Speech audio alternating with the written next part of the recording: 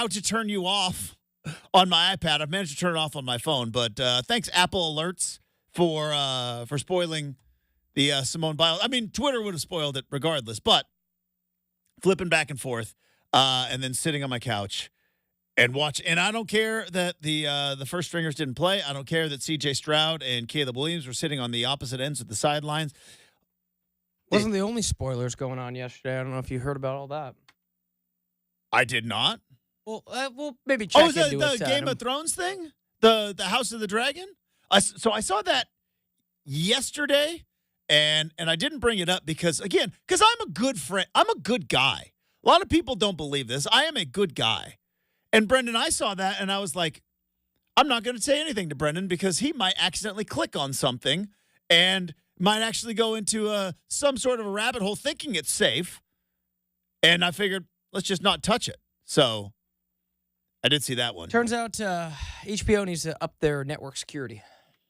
Who spoiled? I can tell you what's going to happen. A bunch of dragons are going to fight. A bunch of talking is going to happen. And yeah, probably more talking. They're going to leave a cliffhanger, and we'll see you in 2 years. Okay, cool. Got it.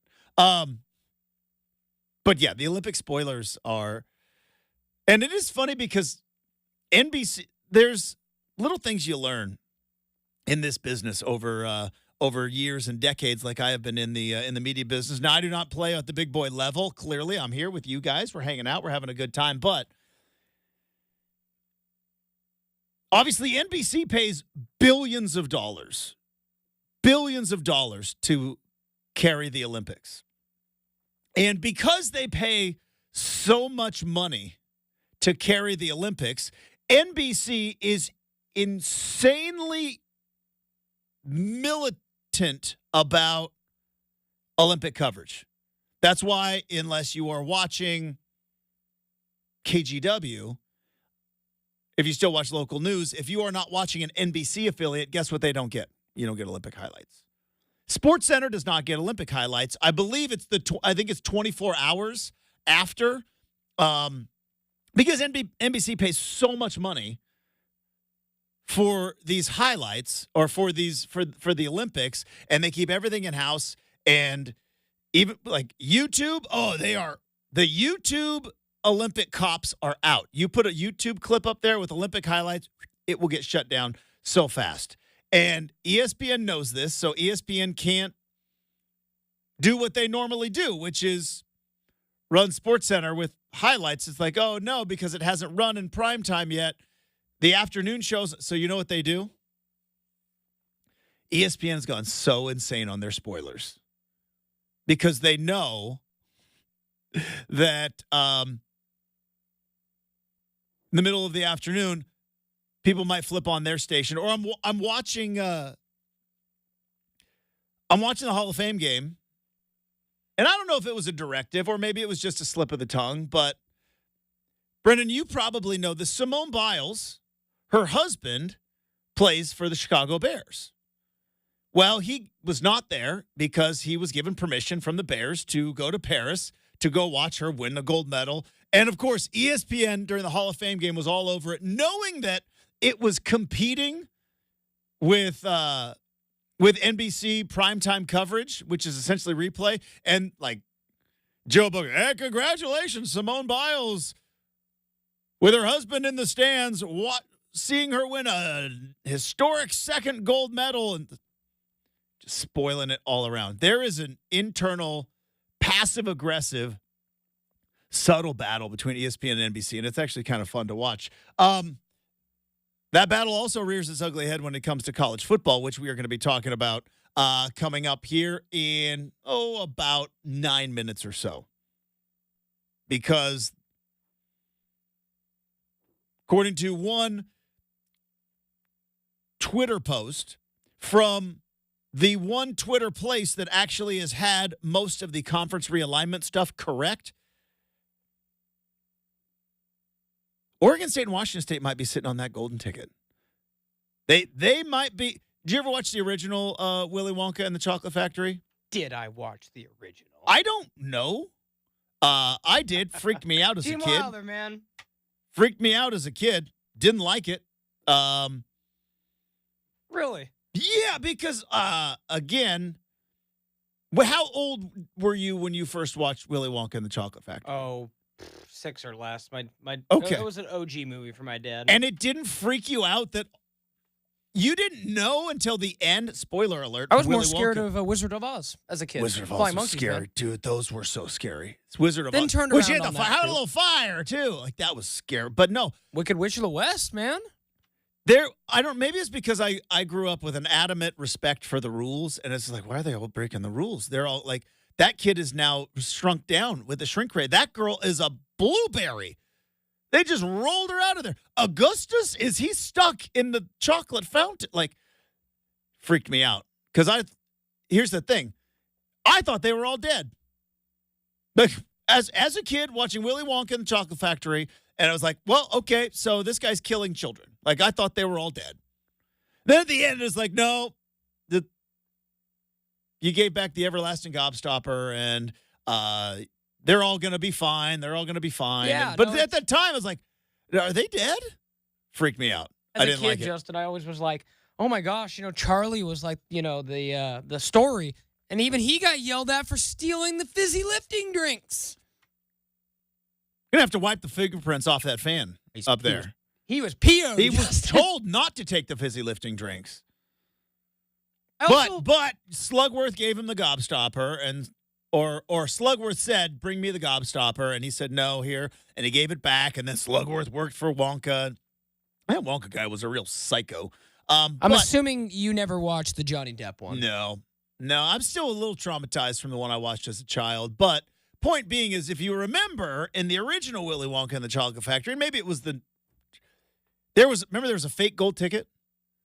They had 5 golden tickets to give out in Wonka bars, and all Veruca Salt got it, and Augustus Gloop, he gets one, and then the cowboy kid who's obsessed with TV, Violet, or no, not Violet. Who was the other one? It was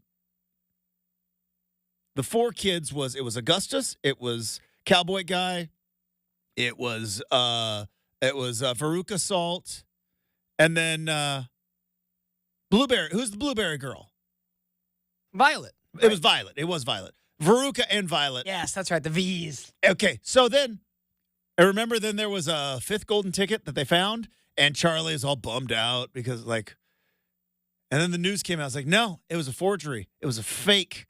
Somebody was trying to foil their way, literally, into the chocolate factory, and they're like, there's still a 5th golden ticket out there. Is that where Oregon State and Washington State are at right now?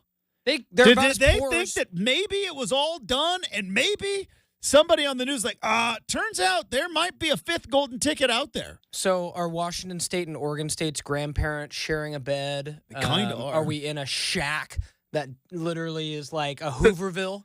The college football version of this is going on right now, yes. Yeah, okay, for the Beavs and the Cougs. Okay. So, and they might be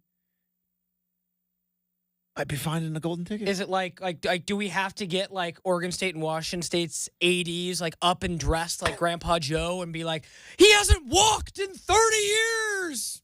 Yeah, there's some great comparisons I'm there. ripping this off from a John Mulaney stand-up, but Grandpa Joe, turns out he could have been out of bed the whole time. Oh, yeah. And maybe could have held down a job or two. I don't you know. think? The family's got They're cooking cabbage soup? They're boiling cabbage, and Grandpa Joe's like, I can't work. I'm an elderly man who's bedridden. And then it was like, but you can go to the chocolate factory with your grandchild. It's like, okay, up and at him. But it's like, He must have not been claiming Social Security back then, Justin. I have a feeling it was not necessarily a thing in those times. I shall not name names. I like naming names a lot, but I shall not name names. But when I was growing up and we were playing football, and the worst part of football was having to condition, having to run, and our coaches would just run us to death. And the only way you would get out of a conditioning session is, well, if you were hurt. And let's just say I had some teammates that would sprain an ankle, Monday, conveniently, right before we were about to run until we puke. And then, by about Wednesday, ankle's all healed up. That's like Grandpa Joe. Like, oh, I got to work. Can't. Bedridden. Chocolate factory, you say. Well, all that being said, is there a golden ticket still hanging out there? Is there a lifeline? Is there a, but wait, there's more, cliffhanger, spoiler alert, all of those things for Oregon State and Washington State? And the irony of this, could the thing that West Coast people hate be the one thing that ultimately could save Oregon State and Washington State? I'll tell you what that is and why I think it's going to work. That's next here on 620 Rip City Radio.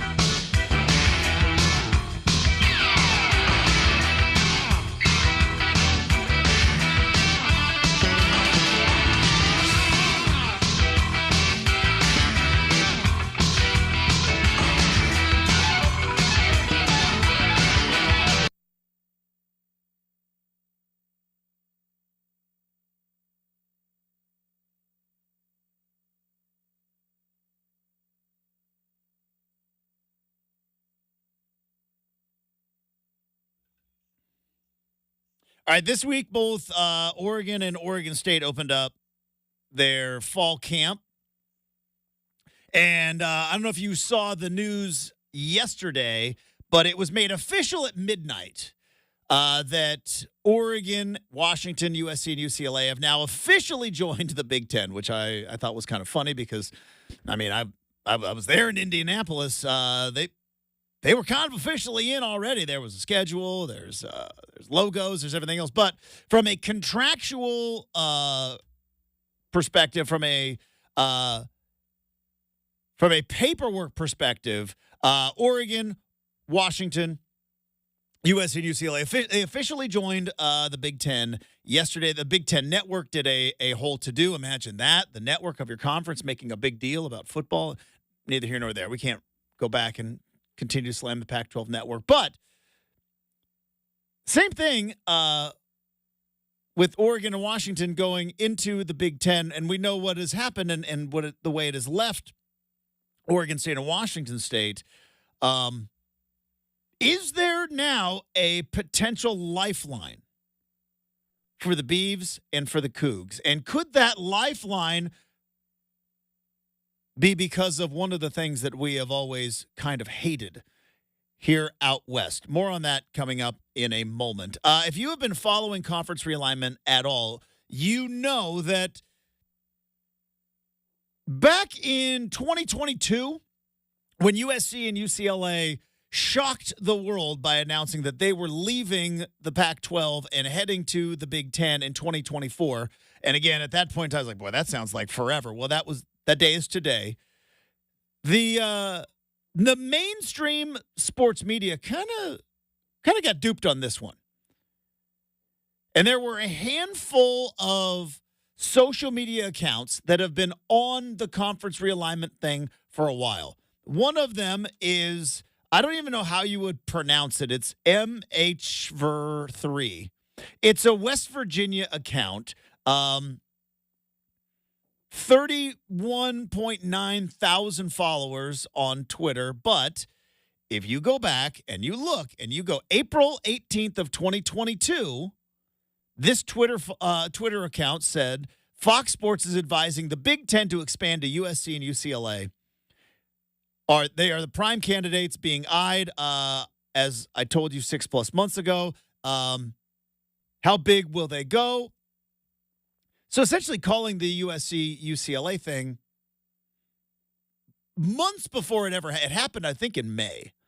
So it called it weeks before it ever happened and has been on the forefront of the conference realignment stuff. He was also the one that said Colorado's going to be heading to the Big 12, and we now know the fallout from that. So this fairly reliable source, I would say a more reliable source than mainstream college football writers. And that's not a knock on mainstream college football writers. It's just we have known that TV networks are the ones that are behind a lot of this conference realignment. Conference realignment was done by two entities. It was TV networks, and then it was high-level administrators of said universities who were looking at their bottom line.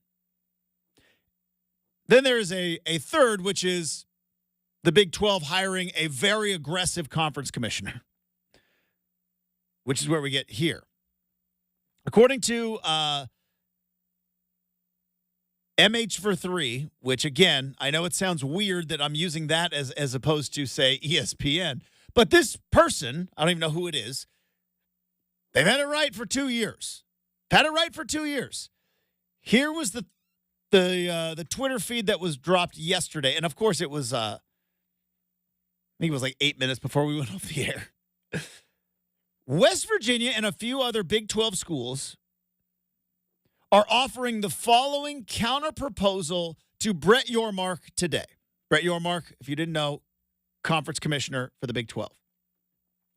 The Big 12 in 2025 will enter a scheduling alliance with the Pac-2.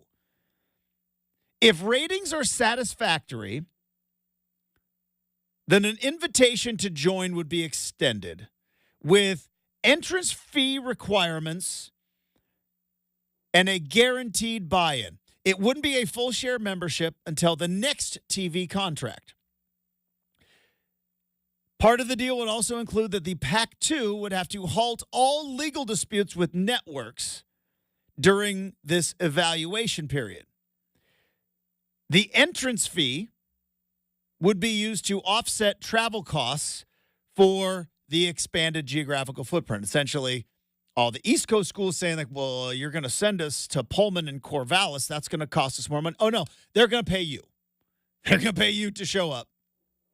The Pac-2 will relinquish ownership of the Pac-12 assets to the Big 12 as a condition of joining the conference. That includes all the money they won in the lawsuit, the payouts from the payouts from UCLA, media infrastructure, and intellectual property. The Big 12 CEOs would need to approve a provision that if the conference expands again, there will be at least 2 additions east of the Mississippi River. So that essentially, let me try to break it down because there are multiple things here. First off, this should be huge news for Oregon State and Washington State. This is the first actual hint of a lifeline for both of these schools. And I said this 2 weeks ago because I don't believe the Big 12 is done. If you look and read the tea leaves in college football right now, the Big 10 and the SEC are the power players. They have both set the pieces up on their chessboard where we're playing 3-dimensional chess. They've set their pieces up, and both the Big 10 and the SEC believe we're good. Big 10 is the only conference that goes coast to coast. They go from Rutgers to Seattle, from Piscataway and College Park, Maryland, all the way Seattle, Eugene, Los Angeles. We're in LA. That's where UCLA is.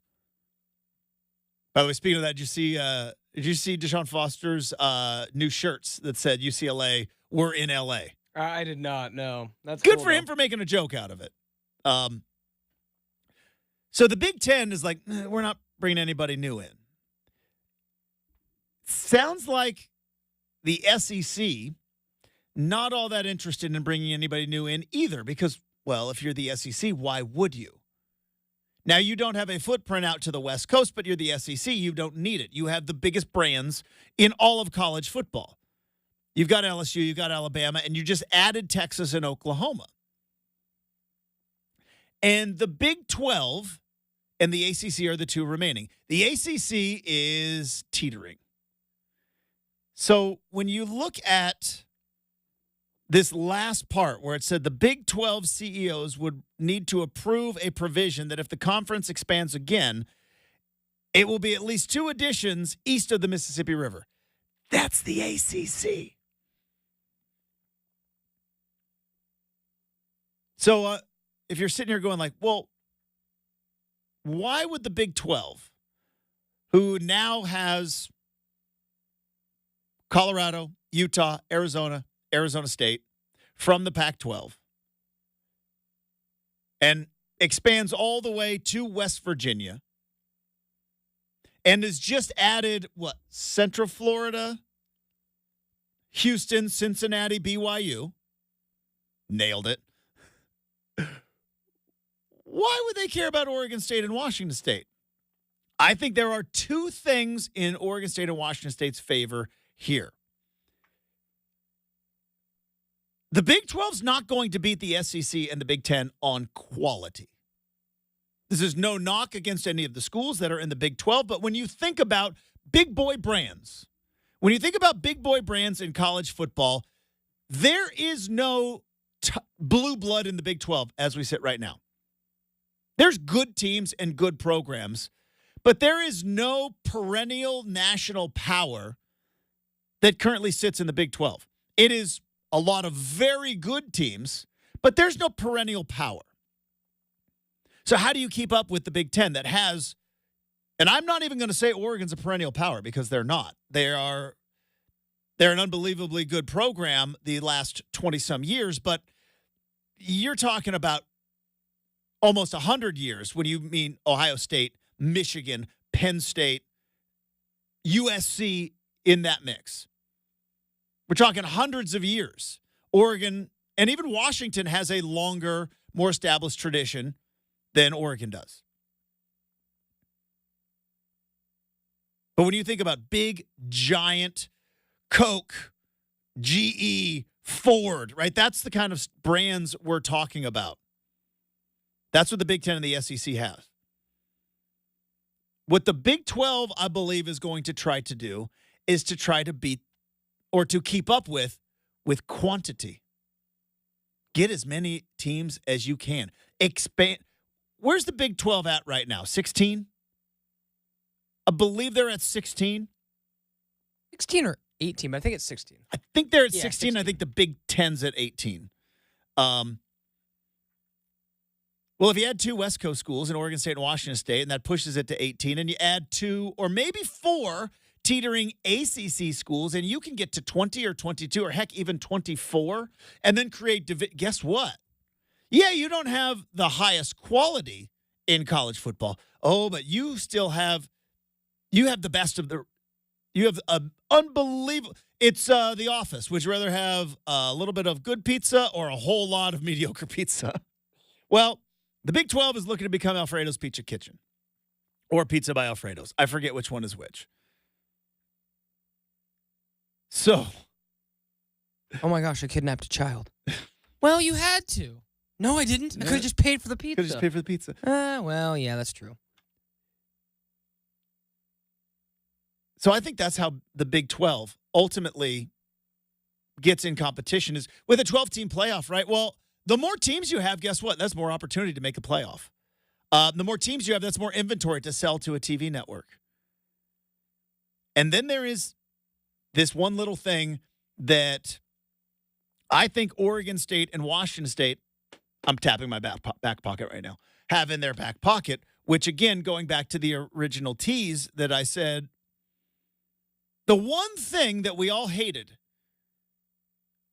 playing football on the West Coast could be the one thing, I think, that could be the lifeline for Oregon State and Washington State. 7:30 kickoffs. 7:30 kickoffs. Because right now, the ACC and the Big Ten are the only 2 major conferences that can offer a 7:30 kickoff. Now, I guess you could have Arizona State kicking off at 8:30 local time. You could do that. I don't know how ideal that's going to be. You could push it with Utah and Colorado and in mountain time zones and push 8:30 kickoff times. But when you look at the footprint of college football, while the SEC has all of the big names, by 11 o'clock East Coast time, they're done. They're done. And that might seem like, Justin, why does anybody care about stuff after 11 o'clock? The TV networks do. So what Oregon State and Washington State offer is, one, all the stuff they won in the lawsuit, which is why they never got fully in bed with the Mountain West, right? We'll do a handshake scheduling alliance. We are not members. And a lot of people thought that was the Mountain West, and I think no. It was Washington State and Oregon State going like, no, we are not members. You're not getting any of this money that we won. They've got the inventory and the inner workings of a TV network that is dark right now, but you could turn on the lights pretty fast. So you've got the inventory there. But the biggest thing you've got is you've got your geographic location, your geotag, which would give the Big 12 the second best 7:30 time slot opportunities. Because right now, the Big Ten's got the best.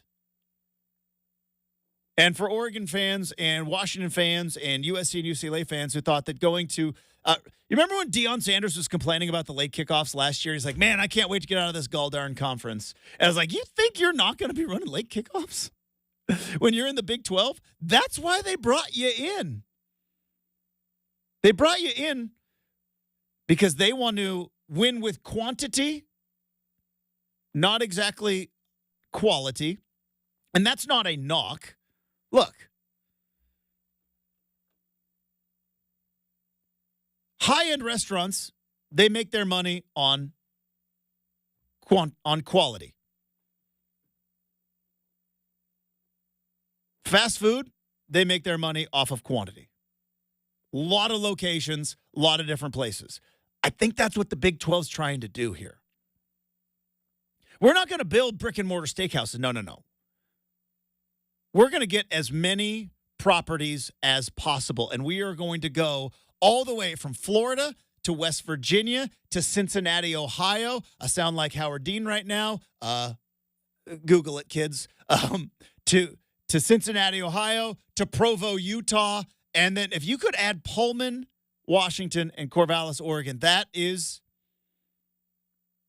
the biggest footprint of any conference in the and then maybe potentially somehow, some way, you add Clemson and Florida State. You've already got the infrastructure there. So Oregon State's lifeline, and Washington State for that matter, could be the thing that ultimately we all hated, which was 7:30 kickoffs. But you know what? I would imagine almost every fan in Corvallis and Pullman and all points in between that said, you know what? You could join the Big 12 in 2025 on a tryout basis, but you're going to have to play a lot of late games at home. Done. Sign me up. The other part of it is, and I saw some people were like, why would you pay an entrance fee to try out? According to this post, the quote-unquote entrance fee that they would essentially pay to get into the party would only be assessed if they were given full membership. But the one thing you would have to give up, and I don't know how many ongoing litigations are happening or threats of ongoing litigations, but if you're ESPN, you're like, look, the Pac-2 already won a lawsuit against a handful. Who was the original lawsuit against? Wasn't it against Washington? Because it was in state? Yes, I believe so. And then Washington set a precedent for the ruling that it became the rest of the teams leaving the conference and that they got all the money. You guys voluntarily left. You don't get to keep any of the money. They've already won one big lawsuit. ESPN doesn't want another lawsuit with the Pac-2, especially if they can get that court case in, what was it, court? Where was that? Right outside of Pullman? Whatever county is. Wherever they built that. Yeah, wherever county is over by Pullman. So the last thing you want is a lawsuit if you're ESPN. It's like, look, here's the deal. They agree not to sue us. We don't have to pay for lawyers. Even if we might win, it's a possibility we lose, and we don't have to pay for lawyers. Just let them in the Big 12. They'll get, I would assume, a split share for the first part of it, but you're in the game, you're in the party, you got yourself in the door. You get yourself the now gone dark, but Pac-12 network and all of the infrastructure there. If you're the Big 10, that's partially valuable. They don't have a network. Yeah, the Big 12 doesn't have a network. So there you go. And on top of that, like I said, you get what is the most valuable thing to the Big 12. West Coast football. You know, there's a reason why, and it might have changed in recent years, but they've always said Monday Night Football was always the most bet-on game of the NFL weekend. And it's because everybody who lost their bets on Sunday morning and Sunday afternoon and even Sunday night, everybody wanted to try to make it up on Monday Night Football. It was the one standalone game. It was the most bet-upon game. If you don't think college football betting brings value to late games, well, then you're not paying attention. Because you get these people that are going to bet all of these, and you know what they want at the end of the night? A nice 10:30 game that they can bet on. And the networks want to put something on because they want to go from morning till the middle of the night, wall-to-wall college football, especially if you're ESPN. And you're going to be competing against the Big 10 Because I don't believe ESPN doesn't have a late kickoff deal with the Big Ten. I think that's NBC. They have the late kickoff deal with the ACC. So Stanford and Cal. So you get Stanford and Cal, one game a week, essentially. Because I don't know if there's going to be many weeks where Stanford and Cal are both playing home games. You get a late kickoff, you get infrastructure, and you set up your footprint to try to snag Clemson and Florida State. Might be a lifeline. Might be a lifeline in 2025 for the Beavs and the Cougs. We have got more college football to talk about as we go on campus next. 620 Rip City Radio.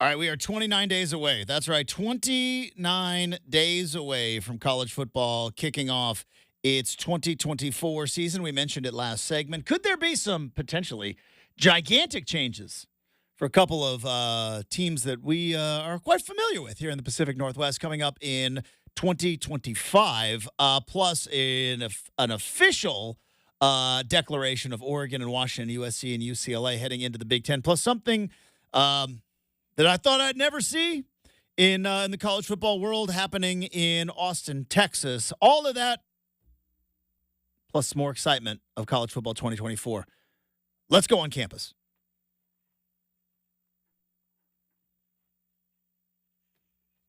All right, Brenden, I've asked you this multiple times before, but now that it seems, not that anything is ever real, but it feels a little more realistic, shall we say? And I think I know where you're going to go on this, but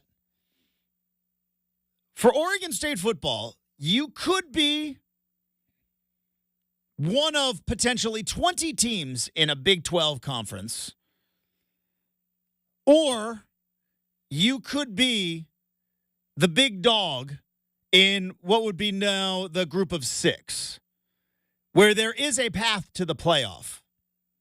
Is it still about being in a power conference? Is it still about being relevant? Or is there maybe a value or loophole to go and let's maybe be the best of, for lack of a better term, best of the rest?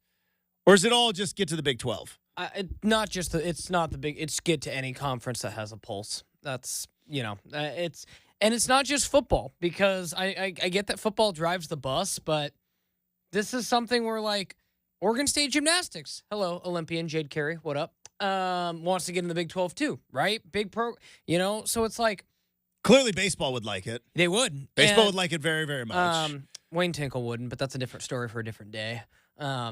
Yeah, we'll see. But I just wonder, maybe not Oregon State, but okay, let's take Boise State. Boise State, for years and years and years, remember, they went to the federal court to try to sue the BCS because they were undefeated. If Boise State gets back to, I don't know if they ever will, but let's just say Boise State gets back to the years where they were the absolute best non-Power 5 school. It was Power 6 back then. Do you think, does the Mountain West, if you get much like the West Coast Conference in basketball, where they basically just feed off of Gonzaga, do you think there is a chance that the Mountain West Conference could create a pulse, as you said, by sending a team to the college football playoff 3 out of 4 years? Could you create a pulse that way? Maybe, but you just have no security, and that's the thing. Is when you talk about spending and spending money, Oregon State has enough money to be at a quasi-independent level for 1 to 2 years before things start to get hairy. And again, that's the only superiority that Oregon State and Washington State have on the entire Mountain West, is they spend money on football. So it's I saw something I think Boise State is the next closest in the Mountain West, and Oregon State and Washington State have them eclipsed by some $30-40 million spent a year. Yeah. So I get it. Boise can up, but compared to Oregon State and Washington State at their best, those schools don't measure up to them. They're lesser, both academically and athletically. Do we still care about academics? I do. We still care. We're still going to class? Well, You're still doing that? I saw there was a thing in the College Football 25 video game where there's a temptress that tries to get you to go to a party instead of going to class or something. Man, I try to tell you, it's realistic. What a game. But yeah, so yeah, I mean, I think Oregon State should beg, borrow, steal, do whatever they need to do. Say thanks, but no thanks to the assets left in the Pac-12. The only thing I would like, Justin, is they can't sign over the money and then have them decide after 1 year to kick you out. That's the only thing that needs to be dickered out. From what I understood, and I kind of did a mini deep dive of this yesterday after the show, is the only thing you would have to give up in this tryout time, because 2025 would be essentially a tryout, and I think it would thrive in a tryout because it's West Coast football and people are going to watch it. But the only thing you would have to give up would be the litigation. That you would only give up all of your money, all the assets, all the stuff that you collected, all the bowl payouts, right, from the Pac-12. The only thing you would have to give up then is if you were extended a formal invitation. Which once you get a formal invitation, no school's been kicked out of a conference yet. You know what I mean? Schools have been invited in, and a conference in the Pac-12 has fallen apart. But we have yet to see a school be kicked out. It's going to happen. But I don't think if you're the Big 12, you do this whole expansion thing and continue to move out west only to try to kick two teams out. So I don't think that's going to happen. Wouldn't that be kind of amazing if, like, oh, you got to pay an entrance fee. Okay, great. We got Oregon's payout from the Fiesta Bowl a couple years ago. We got Washington. National title game? Yeah, we got their money too. Because that was a Pac-12 school. USC, remember when you all went to the Cotton Bowl and lost to Tulane? Yeah, we got that check. What do you need, Big 12? Oregon's Holiday Bowl payout from 2 years ago after we beat that. Yep, we got that too. Just like, how is Oregon State and Washington State paying? Like, yeah, all the bowl games that you all went to. We're going to go ahead and use that money. And we're going to go ahead. We're going, hey, Utah, you were in the Rose Bowl 2 years ago, right? What's that payout? $23 million? Thanks. Go ahead and just earmark that to the Big 12. I am going to be fascinated to see if, and I think you're right. I don't think it's going to be Oregon State or Washington State that would want to be the guinea pig on this, but I am going to be fascinated to see if there is essentially a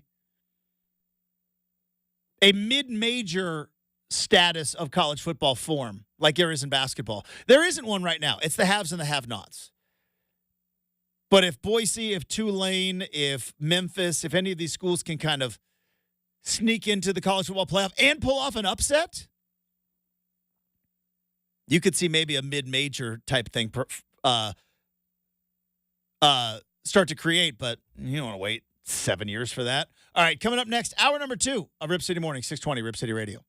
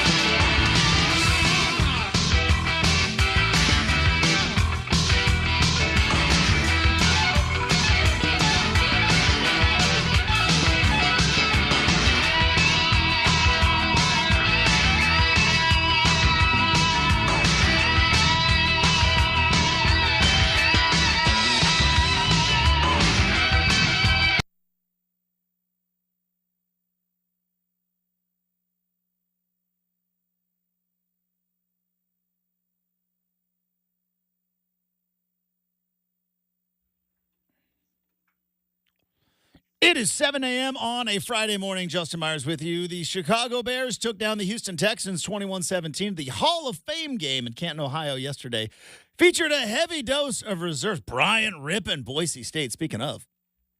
Quarterbacking a good chunk of that. Also, Davis Mills was pretty good. Football was played and football was enjoyed yesterday as the Bears take down the Texans 21-17. Not good news for Angels fans. Mike Trout, season, it is over after suffering a torn meniscus. And the same knee/meniscus he tore in April, but he tore in a different spot. And Katie Ledecky has now won more gold medals than anyone in American history. She has got a baker's dozen with 13. Currently, Olympic golf Xander Schauffele with Hideki Matsuyama atop the leaderboard. They are in round 2 of the 4-round Olympic golf event. Aaron Fentress joins us in the third hour, but hour 2 starts right now at 6:20, Rip City Radio.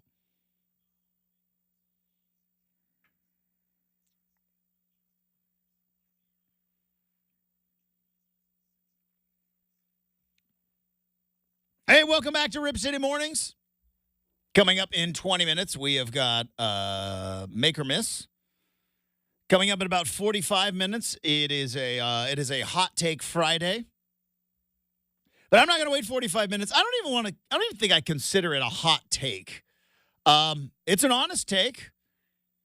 Like most of you yesterday, I would imagine most of you, I don't know, maybe you were not like me, but maybe some of you were like me.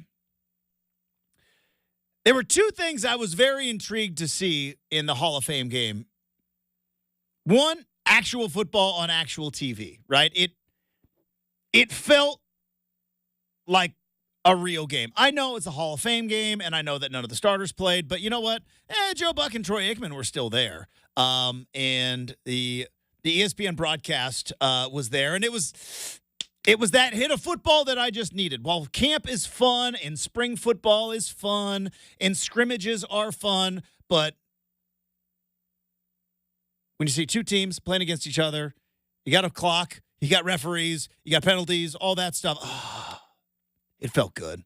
It just felt good to sit on the couch and watch football. And, yeah, I was kind of bored with it by about middle of the second quarter, and I gave up on it at halftime. By the way, Brenden, new show alert. Have you watched Presumed Innocent? Have you heard of Presumed Innocent? Heard of it. I have not watched it, no. Oh, Jake Gyllenhaal. It's getting intense. An Apple one, though. It right? is Apple, yes. Yeah. Are you off the Apple or? Just not seeking any new investments. You were on it for Ted Lasso, though, right? Or did you? No, I've never had Apple. So the next one to get, but you still have to have Ted Lasso to watch. Yeah, I do.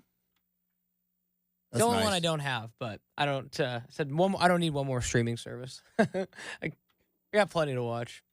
I got so many. Anyways, it was a pleasant find. No, I've heard it's good. I've heard it's good. At about halftime, had dinner, watched Jeopardy, and was like, "Do I watch the football game anymore?" Like, nah.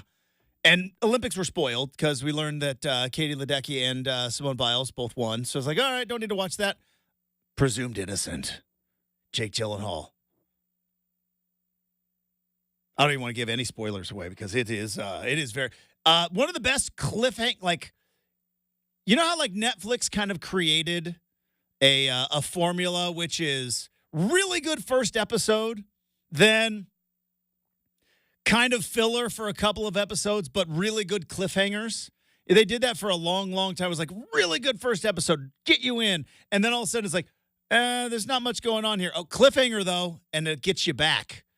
This show, one of the best at the end of every episode cliffhangers, really good. It really is tempting to like smash that hit the next episode button and just watch all of them at once. But I'm trying to space it out. Anyways, watching the football game last night, I was excited to see football on TV, but also maybe one of the most significant changes we have seen in the NFL since I don't know what I can remember with the new kickoff rule. Because we've seen significant changes in terms of like, hey, can't hit quarterbacks below the knee now. Tom Brady tore his ACL. We don't want quarterbacks tearing their ACLs. Can't hit them below the knee. But when you watch football, the formations were still the same. Implemented some new technology. Replays got a little bit better. The coaches, all that.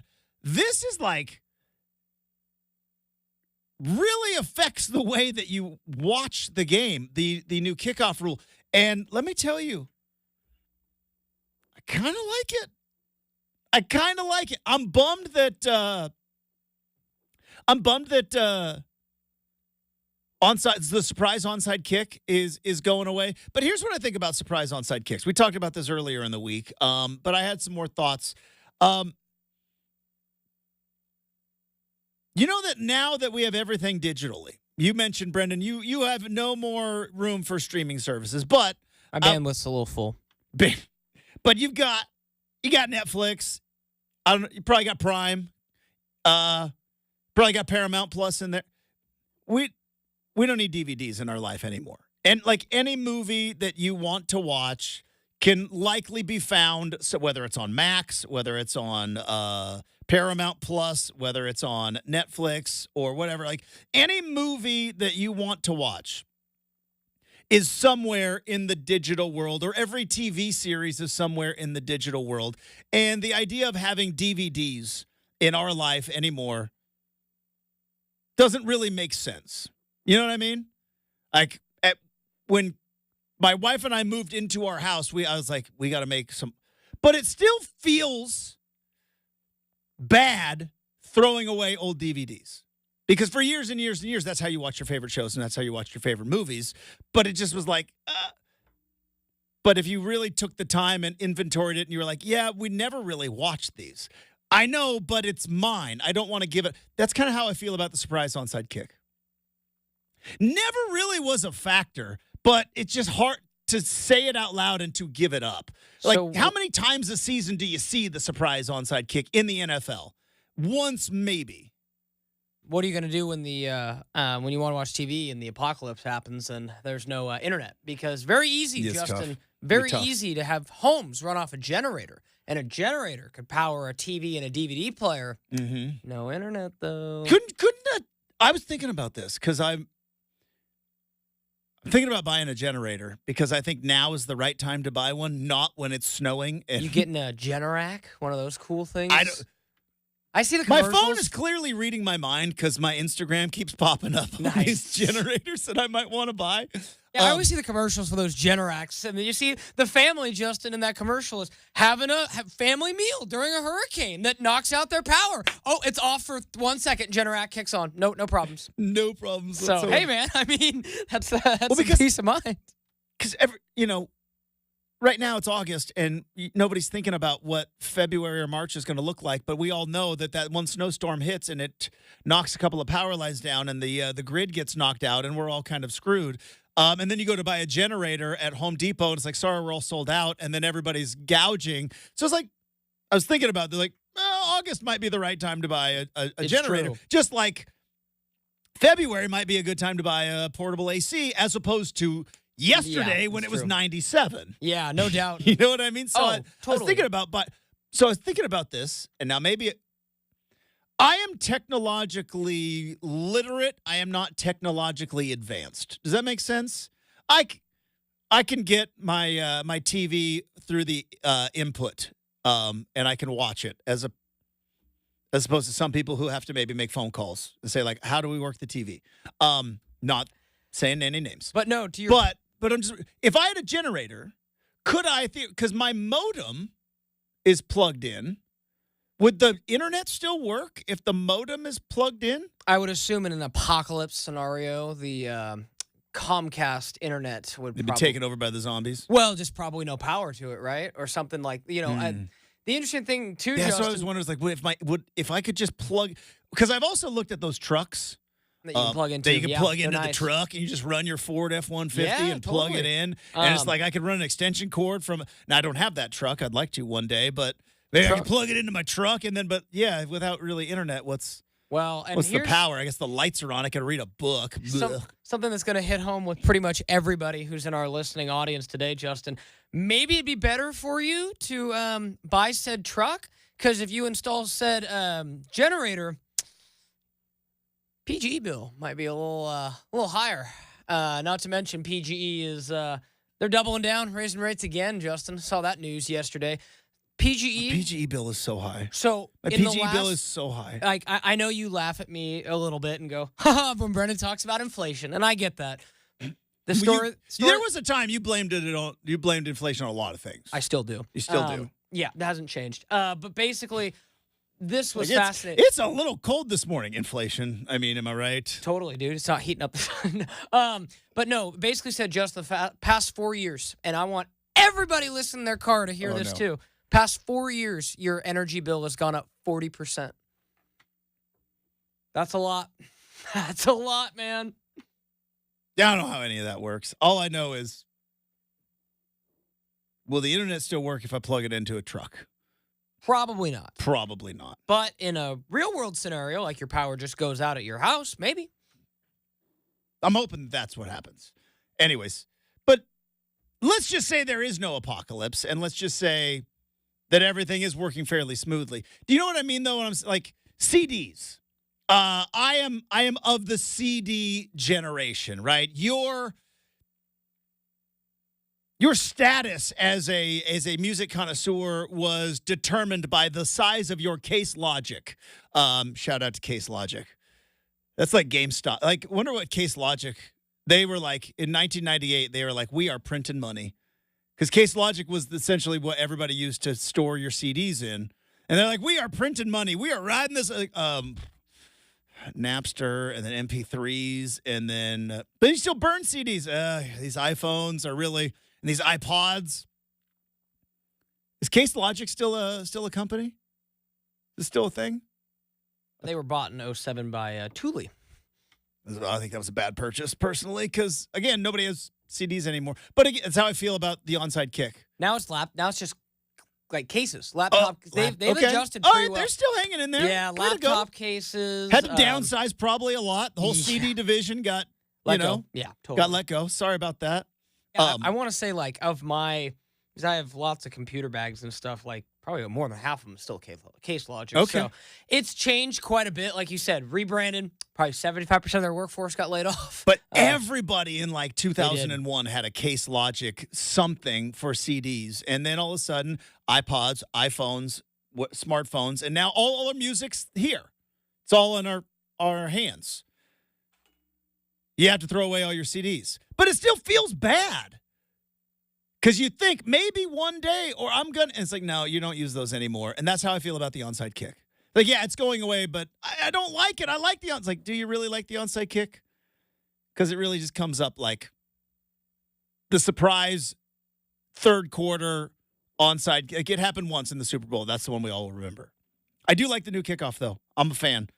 Put me firmly on the, yeah, I kind of like it. It's kind of fun. All right. Coming up, we have got Make or Miss. Before we do that, I do want to let you know about our good friends at Lazy Boy. It's the annual Stuff the Bus School Supply Drive. Now through August 19th, donate a backpack or 10 miscellaneous school supply items to any of the 6 local Lazy Boy locations, including Salem and Eugene, and you can receive up to 25% off your Lazy Boy purchase. Some exclusions do apply, and then the Salvation Army will distribute your donations to local families in need. And as always, we, of course, thank you for your generosity. All the information and details on the community page at ripcityradio.com. Make or Miss is next, 620 Rip City Radio.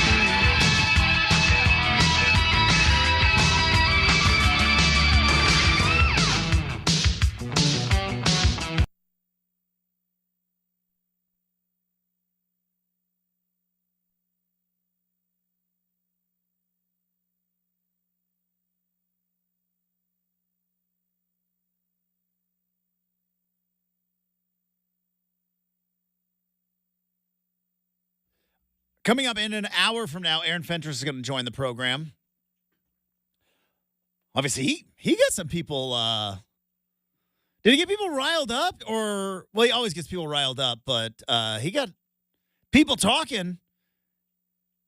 Now, I'm going to ask him, and we'll get it straight from the source. But did he really say that the Blazers' biggest priority this offseason is to get rid of Jeremy Grant and Anthony Simons? Which I don't disagree with. I think there were two signals. One was, Aaron Fentress sending up the Fentress signal. Like, I imagine it's just like an AF logo that just goes up into the Portland sky, man. But it's like, turn on the Fentress sign. But no, I think that is extremely telling because Fentress is as connected as anybody. It's why big-time friend of the program. But also, Justin, the Blazers quietly signing Devontae Graham. I forget if that was late last week or earlier this week.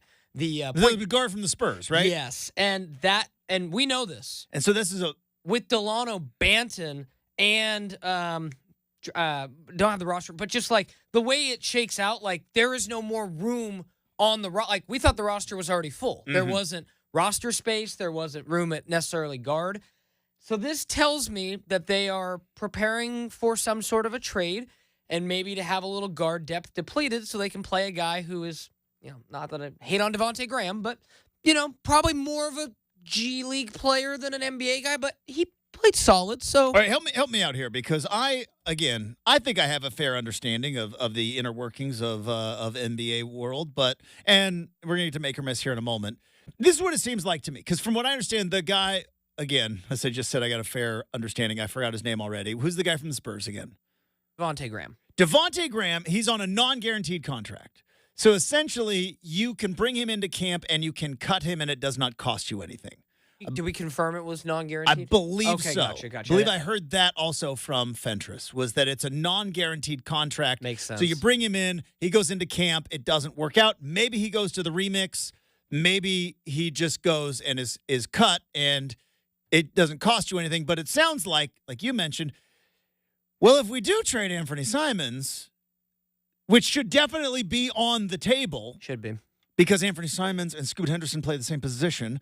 They do. That if you do trade Anthony Simons, you're going to need somebody to dribble the ball in a backup role. So maybe that's just kind of a contingency plan. And that if the Simons thing doesn't happen, then you cut that guy at camp and it doesn't cost you anything. Right. And to your point, too. And then also what, Robert Williams and the Kings? Yeah, heard that this morning, too. I mean, what's going on there? Justin, if the Blazers, like I said, I guess they have too many centers. One of them's got to go. In a much bigger story, like not much bigger, but like someone, I recently read like somebody asked Blazers Edge that, like, what's the timeline with selling the franchise? And with the 20 years? Well, here's the thing, though, Justin. With the new media rights deal just about here, that was the whole thing that we had heard was Jody Allen was going to wait until the new media rights came in. Oh, yeah. Because it's just more money, right? More money. $77 billion.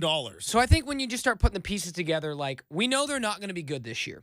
They are going to then, if they're smart, handicap themselves by getting rid of Anthony Simons, Jeremy Grant, maybe Robert Williams, and playing a guy like Devontae Graham so you can go get a guy like Cooper Flagg. That's been Brendan's TED Talk. This Cooper Flagg thing's going to blow up in my face, isn't it? This whole thing's going to blow up in my face. This guy's going to be like a Hall of Famer, and I'm going to be like on the record going like, oh, I don't get it. See, I probably should have done this with Wemby, too. Like, I sit here and say this. I think Wemby was at least 7'4", right? Like, I saw Wemby, and I can at least go like, all right, that guy's taller than everybody. I just don't trust that the Blazers can get the number one pick. It's so hard to do. Like, you know what I mean? Like, last 2 years, like, I was like, oh, they'll get it. Nope. So, same as winning the championship. One team gets it every year. That's it. Yep.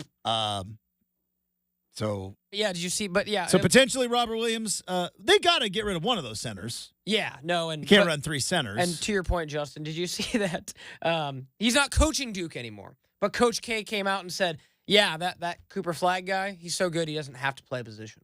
Like, he can just play all five.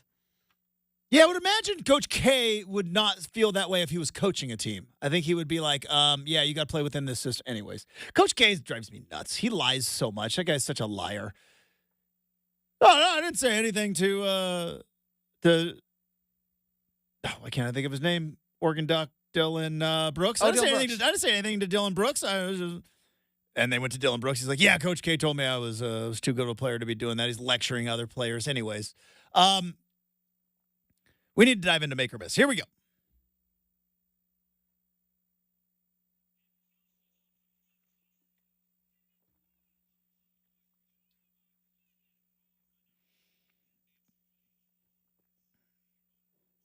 Also, you sent me something earlier in the week, and I've been football obsessed. My apologies.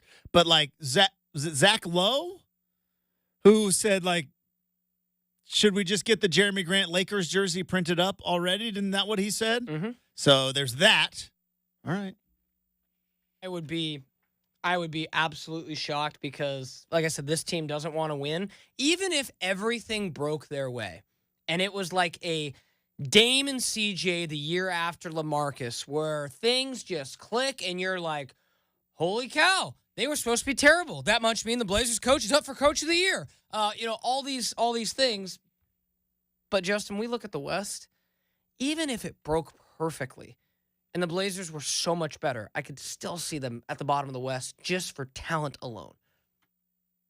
Might as well embrace it. Get your guys lots of playing time. Yeah. And look Well, it's it is what you have to do. for Scoot and right? Shaden. And Klingon, obviously. Scoot, Shaden, Klingon, it should be their season, their developmental season. Even though Shaden shouldn't be still doing developmental season into season 3, but injuries and the whatnot have kind of prevented that. So you have to at that point. You've got your core kind of built up. You got to play them. Yeah, and as I've said, get rid of the olds. Anybody that has a responsible grasp on a 401k, get out. Give me the youngs who are all spending money wheeling like willy-nilly. All right, what do we got to make or miss? Go ahead and fire it up today.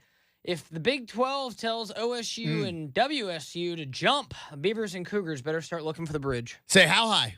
How high do we need to jump, Big 12? It's a lifeline. And why is it how high and not how far? Because if you jump, you're falling down. You're not jumping upwards usually. But I thought the whole point of the phrase was like, if I tell you to jump, you should say how high because you're on the ground and you're going to jump. I just looked at it as like blind loyalty. It's like you like someone tells you to jump off the bridge, jump off the bridge. But yeah. Regardless, Oregon State and Washington State need to, if this is in fact a lifeline, I think it's going to happen. I really do. I've been saying it for a while. I thought that's why it was smart to not jump into. Remember, I said don't jump into a new relationship. You just got broken up with a long-term relationship in the Pac-12. Do not jump into the Mountain West. There are going to be new options. There are going to be new opportunities, and I firmly believe that the Big 12 is they're going to try to win this on quantity. Right? McDonald's doesn't make the best food, but there's McDonald's everywhere. It's everywhere. It's convenient. It's there. The Big 12 isn't going to have the best of college football, but it is going to be able to make up for that with sheer numbers. You want to throw darts with precision, or do you want to throw a lot of darts? And I think the Big 12 is going to start throwing a lot of darts because, well, let's be honest. There's only so many big names. You know, they always say, Brenden, you can't make old new friends. Or, sorry, flip that. The saying is you can't make new old friends. Well, you can't make new traditional powers in college football. There are only so many traditional powers. But you know what you can do? You can make a lot of good teams.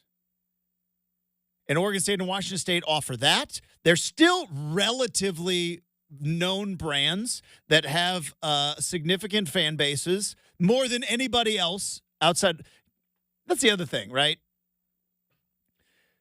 I know that Washington State and Oregon State got left behind for multitude of reasons, but in terms of their fan base and their appeal, it still massively overwhelms anybody left in a non-power conference right now.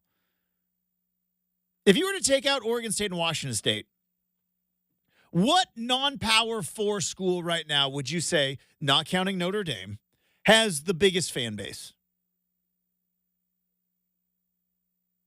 Memphis?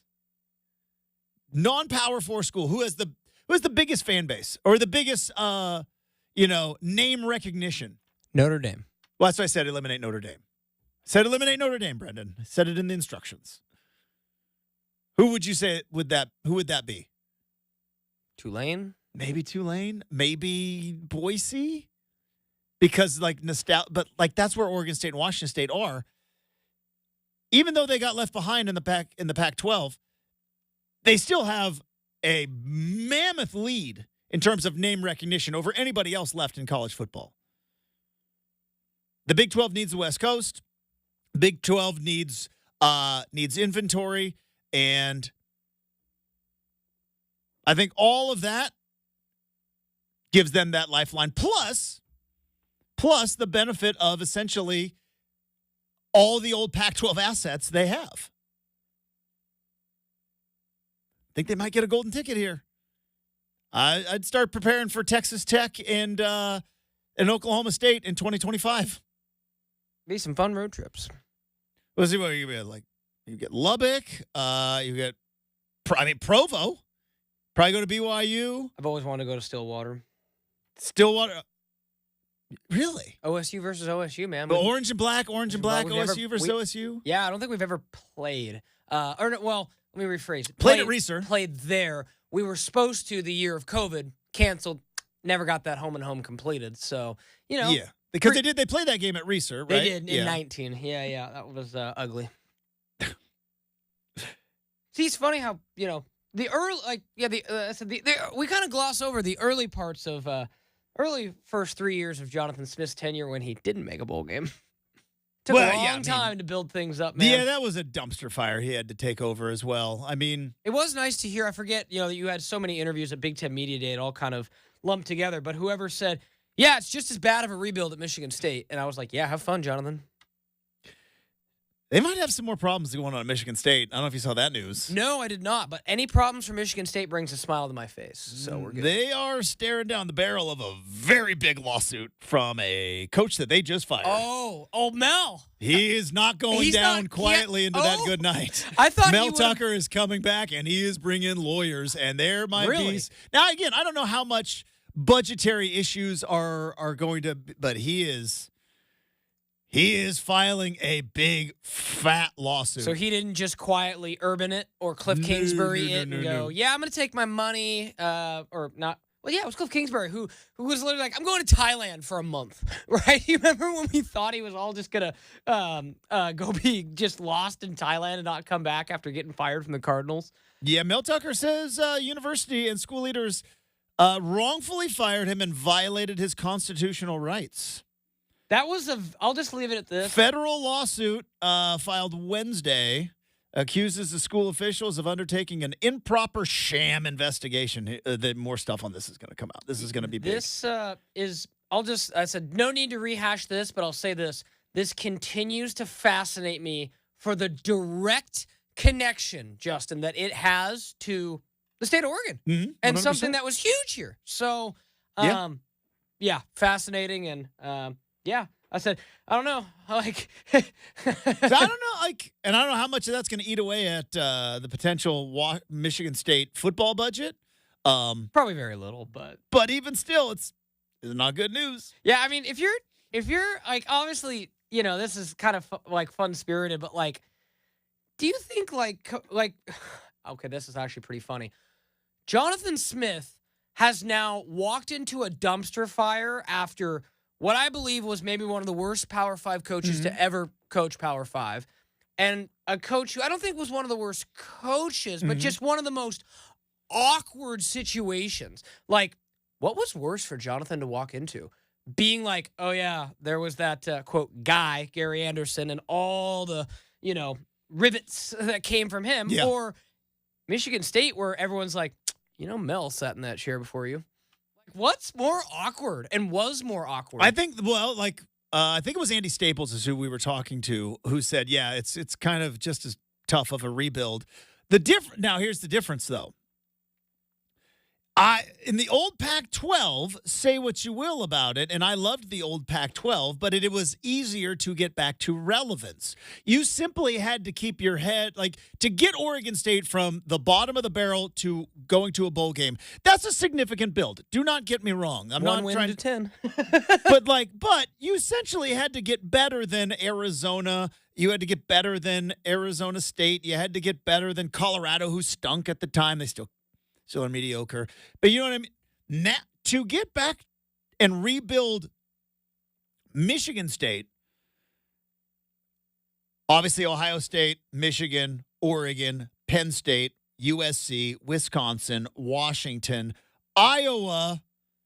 Am I missing anybody? Those are 8 significant teams that are well-funded, NIL'd to the gills, and aren't going anywhere anytime soon.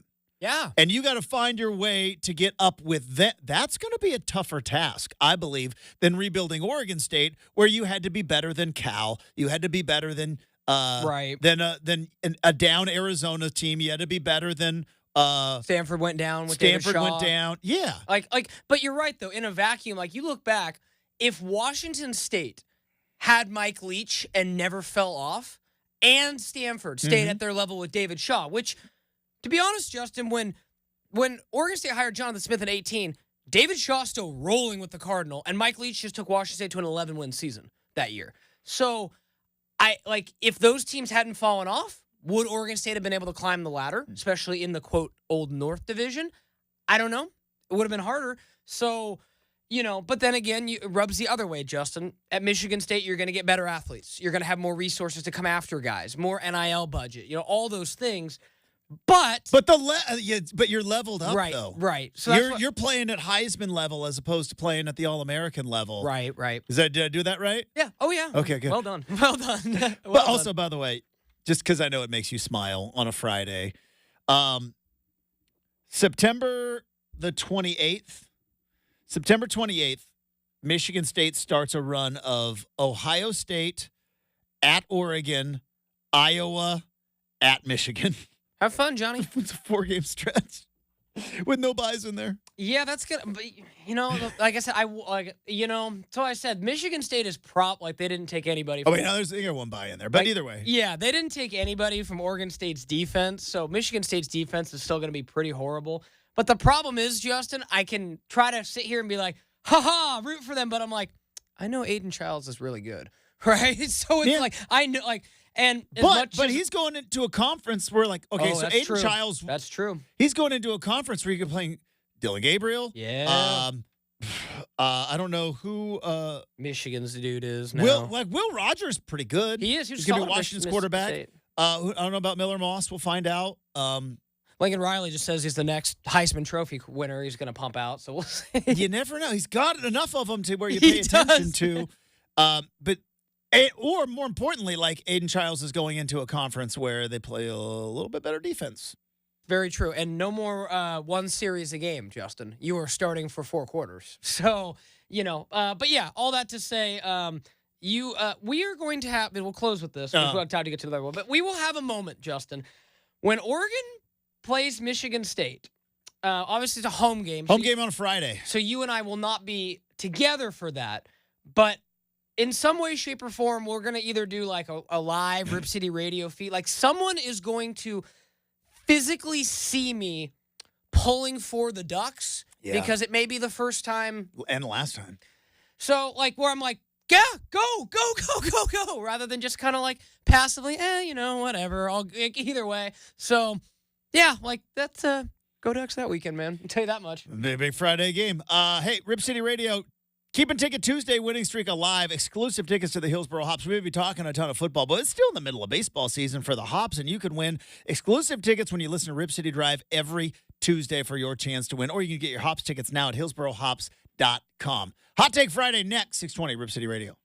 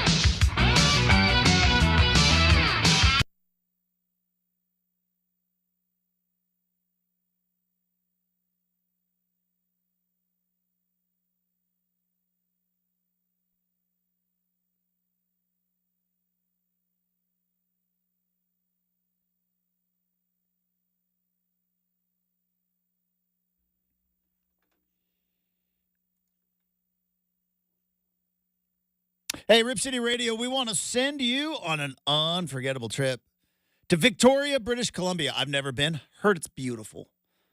On the Black Ball Ferry Line. That's right. Check out the contest page at ripcityradio.com today for complete details and your chance to win. It is the end of hour number 2. It is time to get a little bit spicy, passionate takes about stuff that's not that much of importance. It is time for Hot Take Friday. Here we go.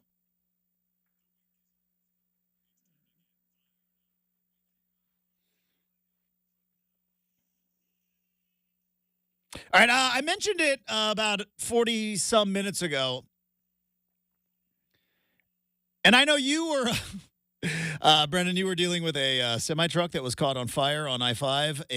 And so you didn't get back in time to watch a ton of the Hall of Fame game yesterday? The drive home from Corn Valley was long yesterday. I'll leave it at that. Hey, that is what it is. So you didn't get a chance to see, but I'm sure you've seen some highlights. Yeah.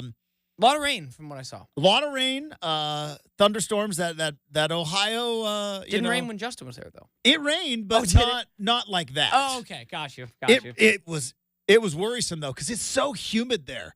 Like the humidity, like you know how we get outside some days. I think like Tuesday, like man, it is muggy today. It was muggy last night too. Oh my god. The humidity in the Midwest. I've been to the South. I've been to Kentucky in the summer. I've been to Texas in the summer. Maybe I just caught a day, but like, whoo boy. I've been in North Carolina in the summer. Boy, that middle of Ohio, sticky humidity there is a different level. So it sprinkled a little bit. And of course, everybody there had like ponchos, and all of us from Oregon were like, what is so all these ponchos there? Anyways, I love the new kickoff rule. I like it. I'm on board. It's something new. It's something fun. And I know it's weird. And we're going to give up surprise onside kicks. And it's going to take some time to adjust our eyes. But Brenden, I kind of liked it. I really liked it. So, hot take. I'm all in. I am all in on the new kickoff in the NFL. Let's do it. Let's get weird. Take some stuff from the XFL. Why not? Also, another little wrinkle that they had to parse out because, again, you've seen it where there's a game where it's a little bit windy, right? And what do you do when it's a little bit windy? One guy on the kickoff team has to hold it like a holder. Well, you can't do that if all your guys are up on the 30 or on the 40-yard line. Well, you get a 12th man. You get a 12th man on the kickoff if it's windy, and you know what they have to do? Grab the tee and instantly run off the field. We're doing that in NFL games now. That's happening in NFL games. Yeah, no, I think that's solid. Yeah. They had to practice it. So one poor guy is like, it's not windy in Canton, but he had to pretend to hold it anyways, and then was like, get off the field. So anyways, that was my hot take from yesterday was I like the new kickoff. I am embracing the new kickoff. I kind of like it better than the old kickoff. I think it's better than touchbacks. It's better than touchbacks. I want to see it in a real NFL game first. That's not preseason. Like not preseason. Like I want to see it over the course. Like I need a bigger sample size. But yeah, I mean it will. It's just it was by far the funnest thing to watch in the Hall of Fame game. I'll tell you that. It was by far the funnest thing to watch in the Hall of Fame game. Definitely interesting. What do you got? You still mad about I-5? Well, I've complained too much about the freeways before. So definitely I have a new hot take that I think is gonna surprise you a little bit, Justin. But you got a beautiful view of the city of Albany yesterday. It's entirely true. It was a bit of a detour, but again, I'm just saying, someone who wants to run for a governorship based on building more freeways in this state, I think would do well. Anywho, to the hot take that is Justin. I'm coming back around on movie theaters. Okay, let's do it. Let's hear it. So, you seen Twisters yet? Oh wait, we talked about this. Yeah. So Twisters was awesome. And for the first time in a long time now, there is a movie queue of things that I want to see in the theaters. So Deadpool, Wolverine. Yeah. Is that today? It was last weekend. Last week. Have you been? No, haven't Okay. yet. But Are my you going brother, this weekend? Maybe. Maybe. Going to the river this weekend. 97 on Sunday. Smart. Yeah, got Smart to get move. to the river. Fall camp's an off day on Sunday too, so definitely got to get to the river. But want to see Deadpool Wolverine, and I want to see the new M. Night Shyamalan movie with Josh Hartnett. Have you seen the? So they were playing. Okay, so I went to Twisters, and I know Twisters is I don't do horror movies. Yeah. I don't do horror That's fair. movies. That's fair. Don't do them. They're not for me. If they're for you, great. But I went to Twisters, and all of the coming attractions, every single one, was like a horror movie. They were all horror, and I'm just like, "Bleh." And so Kelly and I were sitting, and she doesn't do horror movies either. And so Kelly and I were sitting there going like, nope. It looks so good. I want to see Traps so bad. Again, Josh Hartnett. It does look like it. I am intrigued. I haven't been a big M. Night Shyamalan fan. Yeah, no, not necessarily me either. Since Solid this, director, like The of Sixth course, though. Sense was cool. But it's just But that's like yeah. well, looks interesting. That, and I was surprised. You know, I know you haven't seen it, but for the longest time, and no disrespect to the great Josh Hartnett, I knew him as Danny from Pearl Harbor for the longest time, right? Then to see him getting a lead role in his later life. Talk about your all-time curveballs. The movie Pearl Harbor. Right? Well, you went into there that are some movie. problems You with went it. into that movie thinking you were going to be watching a movie about Pearl Harbor, and you kind of were. Lot But of in love the story. middle of it, there's a love triangle Big old triangle. Quite with literally. a lot of leaps. Like I don't know. Like I don't know if that would actually happen. All that to say. As a matter of fact, yeah. real quick, because like there's been like stories of like sadly like spouse passes away, and then like the best friend and the significant other, like because they're grieving together, like get together. And Kelly was telling me about that, and I go, if I die, you are not allowed to be with any of my friends. That is established. Oh, Pearl man. Harbor rule in effect in the Myers. And if I die, feel free for any of the other 7 billion people on the planet. My friends, don't you dare. I was going to say 3.5 billion men, but I don't know if it's a I pure. don't I know. don't know if it's Either way, I I don't know if said it's a no. pu- yeah, I I don't- will haunt you I don't if know. you do. That's a great question. I'm sure it's very Googleable, but I actually wonder if they have it down, if there are, they're just percentage-wise, more men or more women across I believe the world. there's more women. But Across the world, out of that 7 billion. So that's something that was just fascinating. I'm with you on the movie theaters, though. I enjoyed I Twisters. had a good time at Twisters, so I'm going I've to be going seen back. 2 movies since the pandemic. I saw Top Gun Maverick and I saw Twisters, and I enjoyed my time for both. All right, coming up next, hour number 3, Aaron Fentress joins us, RCM Mailbag. Quarterback injuries with Geno Smith and Justin Herbert to talk about as well. Next, 620 Rip City Radio.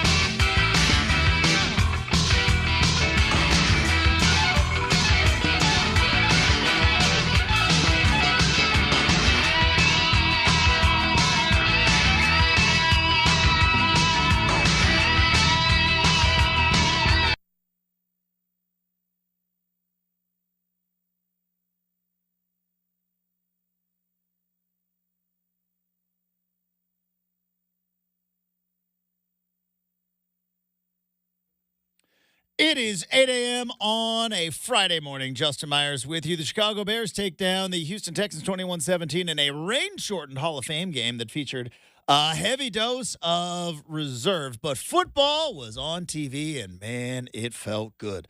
Not feeling good, Mike Trout. He still has an injured knee and is re-injured the same knee. He is done for the season with a torn meniscus. Different tear in the same meniscus that he tore back in April. Don't know how that's medically possible, but apparently it is. And Katie Ledecky is now won the most gold medals for an Olympic women in U.S. history. She has 13, a.k.a. a baker's dozen. Coming up in 20 minutes, Aaron Fentress from the Oregonian joins us. We've got an RCM mailbag and a couple of potentially significant injury updates from NFL camp.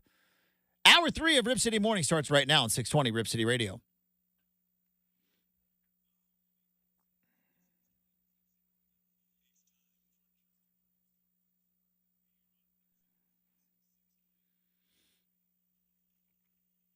All right, welcome back to Rip City Mornings, everybody.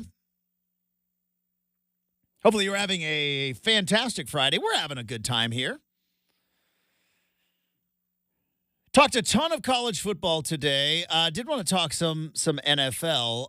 It is interesting when you see coaches go from college to the NFL.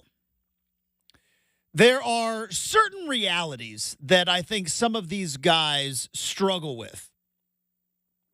And one of which is when you do go to the NFL, the control that you have as an NFL head coach is far less than the control you have as a college head coach. What am I talking about? Well, there are certain guys you may want to keep on your roster in the NFL, and the GM comes to you and says, yeah, sorry, coach, can't afford him. That guy's gone. We have to cut him.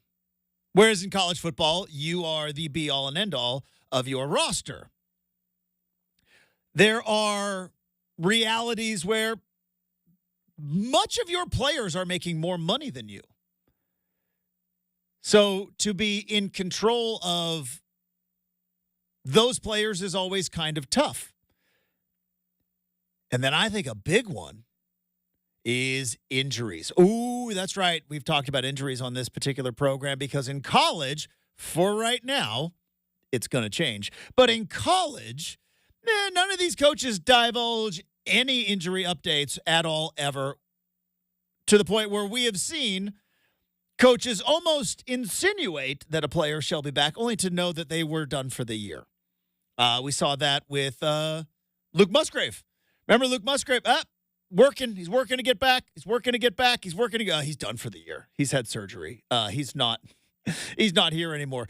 And when you go to the NFL, yeah, there's an injury report for the entire league. And if you fudge the injury report, you get more than just a slap on the wrist. You get a talking to from the NFL. It looks like Jim Harbaugh's trying to find a loophole around this. Obviously, the Chargers are still going to have an injury report. We know that because Justin Herbert is on said injury report. He's got a plantar fascia, which I don't entirely know what that is, but feet and quarterbacks, that's scary. It's like having a golf ball underneath your foot. So it sounds like he's going to be out for 2 weeks and then is going to be evaluated after those 2 weeks. But Chargers say plan on having Herbert there starting at the beginning of the season. But Brenden, did you see the Harbaugh statement on injuries? Jim Harbaugh said this, I think this was 2 days ago, and I think it's not coincidental that also Herbert would have a foot injury come out a day later. So this is Jim Harbaugh. He says, for clarity, now imagine Jim Harbaugh saying this. For clarity, when asked about other medical conditions other than my own, the following is my best effort to relay that information. I am not medically qualified to categorize or speculate how someone else is feeling. The best I can say is that someone is working through something. I get the report from those who are qualified and follow those instructions. The times I look or sound like I am not a medical expert, guilty as charged. So Jim Harbaugh basically just told everybody, don't talk to me about injuries. We're going to do an injury report. We're going to follow the injury report, but I'm not giving you any medical updates. Sounds like a cross between Chip Kelly's bravado and Jonathan Smith's just straight lying. Like complete denial of everything. Yeah, like again, let's go back to 2022. Monday after Oregon State's game against Fresno State. They had one more game before playing Caleb Williams, number 1 USC, to open Pac-12 play. 17-14. And I'll never forget. Luke Musgrave might be able to play against USC. He'll just be out for like a minute. He's working on some things. Turned out a minute's a whole year. So never played for Oregon State again. Now shout out Green Bay Packers and Luke. But now you and I have always felt differently on this because I dabble in gambling on sports. But Beaver tight end scored last night too. Got to give him credit. The Hall of Fame game. Who is that? Quatoriano for the Texans. Okay. Yeah, he also got hurt in the game, so okay. quite a range. But I saw that last. I was like, highs go and lows, Beavs, strikes and gutters. Yeah. I saw Johnny Johnson III was returning kickoffs. I was like, I remember that guy. There's a name, man. I know. I don't know if he's going to make the Texans roster, but he was returning kicks last night. I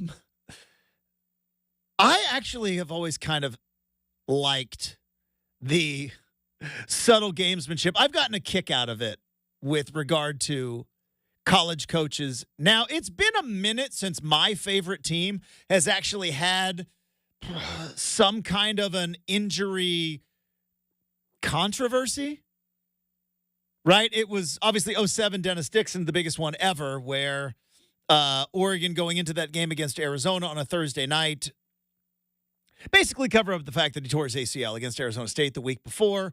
He re-aggravated it, was then out for the season, and everybody was kind of all up in arms. It was an emotional time. Right. Understood. Can I tell you? Since then, like, Herbert broke his collarbone in 2017, and I think they tried to, because remember, Washington was still very good in 2017. Washington, I believe, won the conference in 2017. Didn't go to the playoff, but won the conference.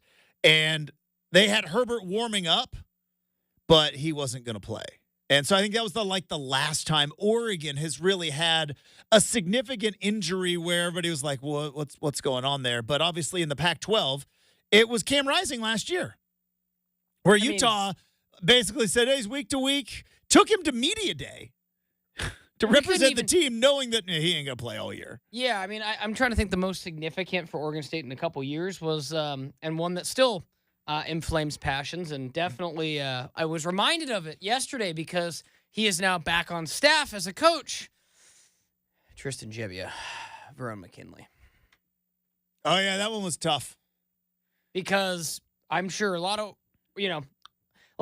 Oregon State never came out and said, yeah, it was probably a dirty play, which we all kind of knew it was.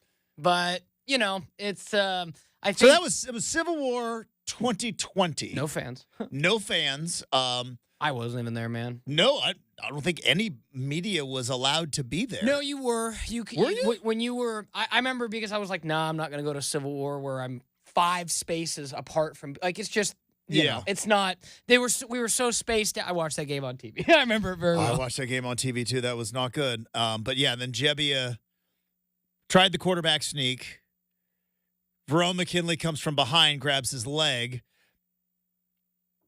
I would say desperation play instead of dirty play. Don't think he tried to hurt him. Definitely tried to pull him off the pile. And unfortunately ripped his hamstring off the bone. But yeah, that's a what-if factor for Oregon State too, because, if Tristan Gebbia was never really physically the same player again. No. So he would have been 21, 22. He would have had 3 years of eligibility after that. So, like you said, the bigger what-ifs, like that one comes to mind recently as far as I think the biggest one was obviously Cam Rising a couple of times. Because remember it wasn't last year. He didn't play it all last year. But the year before, wasn't he warming up against USC only to he's not playing? That was the whole betting scandal. The whole betting scandal and again, that's why it's going to change in college football. Because right now we know Geno Smith he's dealing, I think, knee and hip injuries. And again, Seahawks are saying the right things. But when you hear Geno Smith is out indefinitely, now again, indefinite is one of those words that sounds worse than it is. Do you know what I mean? Kind of like indefinite? Yeah, indefinite. It sounds like indefinite essentially means it could be tomorrow. Chip Kelly had a long indefinite for LeGarrette Blount. Well, the indefinite wasn't the problem. It was the season is when he said it was. If he said indefinite suspension, that would have been better because that could have meant the Arizona State game. But instead he said season long, and that season went up until the Civil War. Well, the game before. He played against Arizona State. You got to get a warm-up game in. Fair enough. Never going to forget that one either. But indefinite, it's like, oh, it's an indefinite suspension. It's like, that could be a day. It could be a week. We don't know. It's indefinite. But I do think it is worry time for the Seattle Seahawks when you've got no timetable essentially coming back for Geno Smith. And it sounds like old Sam Howell has not been lighting the world on fire. I was listening to some Seattle show the other day talking about shout out the third string guy was actually beating out Sam Howell. I can't remember who the heck it was. Speaking of Seattle radio, shout out the Brock and Salk show. My buddy TJ Mathewson is hosting today as those guys are out. So good for him. He's up there hosting that. I love Brock Heward. And I have a complicated relationship with Mike Salk. He hired me out of Eugene and gave me the opportunity of my lifetime. He also fired me. But it's a tough one for me to take. Yeah, but yes, congratulations to your buddy. Yeah, and we were I've also hosted that show. Just filling in when they are when they're out. But he was talking about taking vacation football season, huh? Interesting. I mean, if I got an opportunity to host that, going from Corvallis to, I think I'd probably say jumping how high. Sure, I understand. That was the morning show in Seattle. But no, taking time off during football season. But yeah, we were bold. talking. It's a bold move. We were talking about it yesterday, and Sam Howell, and he said, yeah, it'd be something they discussed this morning because not only was Geno had the issues, but P.J. Walker had been completely overtaking Sam Howell in that rotation. So if Geno's out and it's the P.J. Walker show, I know Seahawk fans do not want to hear this because they never – I'm not going to say tanked because you can't tank in the NFL. Never had a bad season under Pete, really. You need a bad season to get your quarterback of the future. Go get you a Quinn Ewers. Go get you a, who would it be Jalen Milroe? If it's He a junior? Well, see, that's the thing that I think the quarterback draft this year, now we'll see what happens, is kind of like the basketball draft that we just had. It's not good. Yeah, Jalen Milroe will be this is junior season too. So someone Milroe, It's why Shedeur Sanders is at the top of a lot of draft boards, even though I don't believe he's going to be a good pro. And I'm a hater. Yeah, I don't care. Because I think by comparison, he's elevated himself, but I don't think he's going to be any significant pro. Coming up next, our good friend Aaron Fentress is going to be joining the big show. Do want to remind you, though, about Ticket Tuesday. We keep the winning streak alive. Exclusive tickets to the Hillsboro Hops all season long. Rip City Drive every Tuesday afternoon for your chance to win. Get your Hops tickets right now at hillsborohops.com. But Ticket Tuesday each and every Tuesday. Fentress next, 620 Rip City Radio.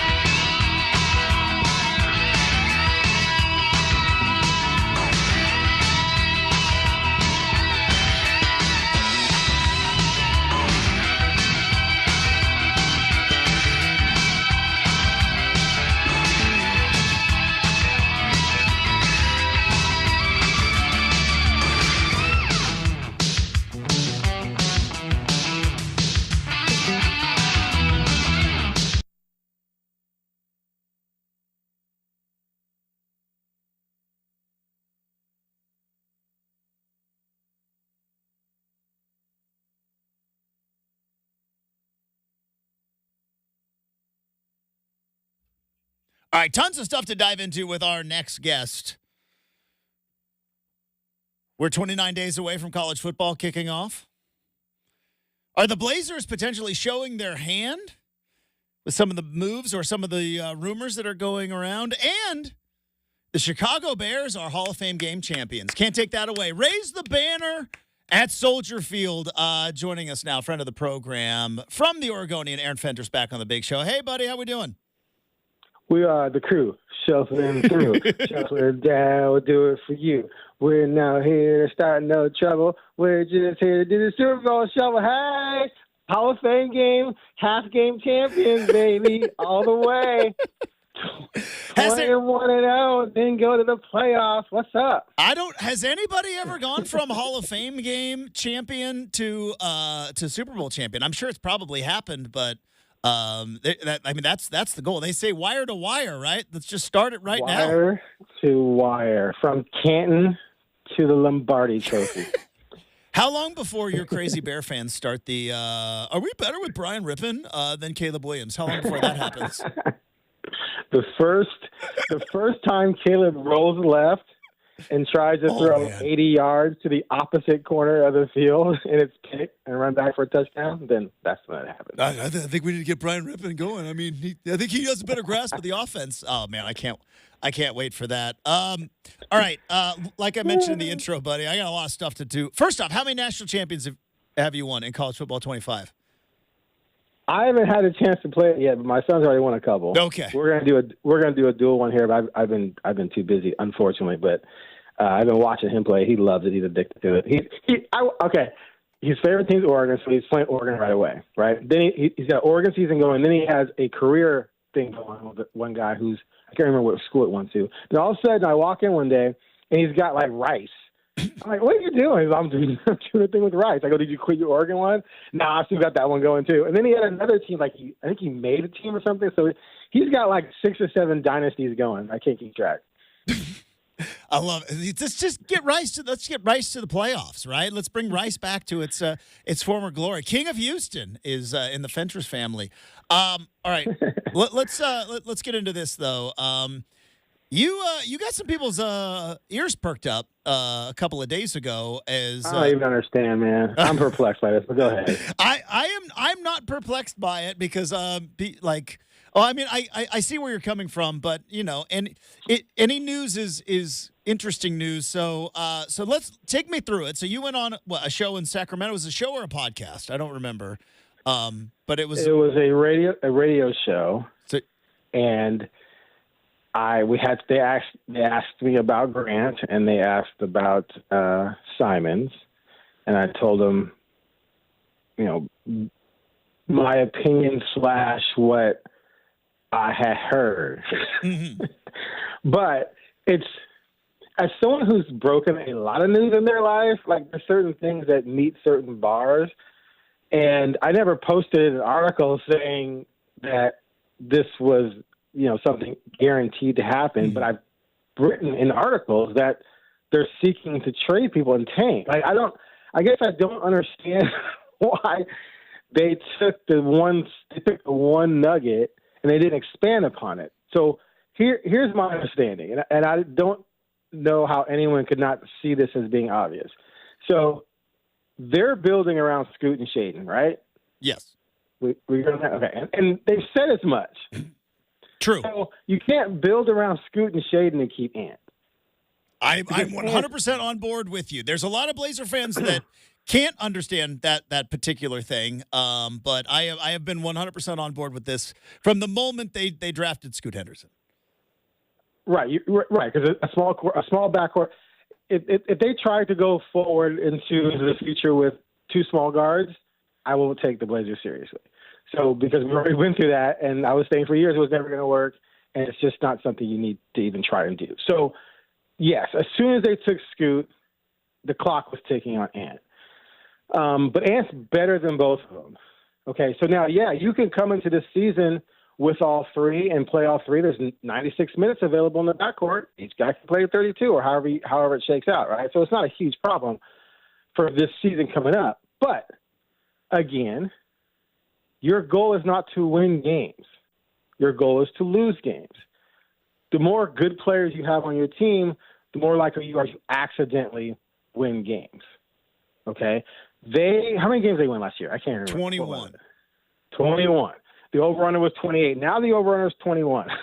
And that's because they didn't – I mean, how do you go from 28 over-under to a 21 over-under next year and you didn't lose anybody other than Brogdon, but you added Denny? What does that tell you? It tells you Vegas is saying these guys do not want to win. Yeah. And I think it's obvious they want into that draft. So if I don't want to win and I got a redundant guard, what am I going to do with that guard? I'm going to move him.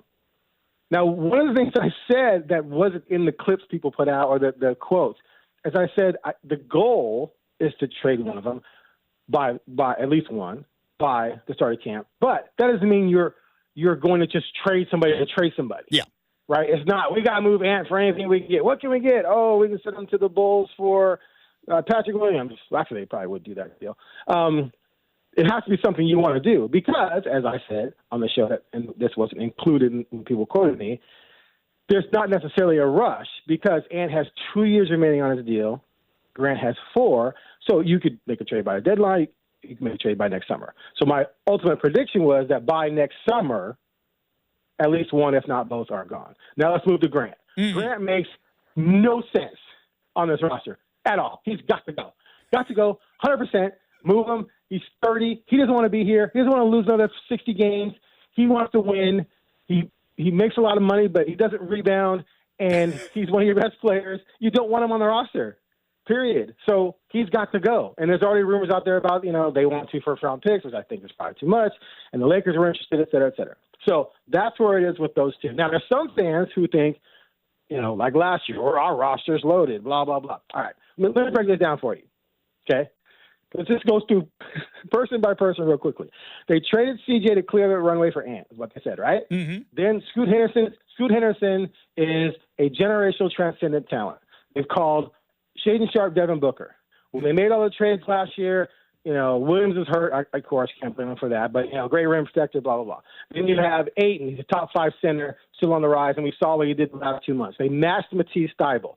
They just said they've loved Klingon for a year, and they had him rated higher than 7. Wouldn't say what, but let's say at least top 4.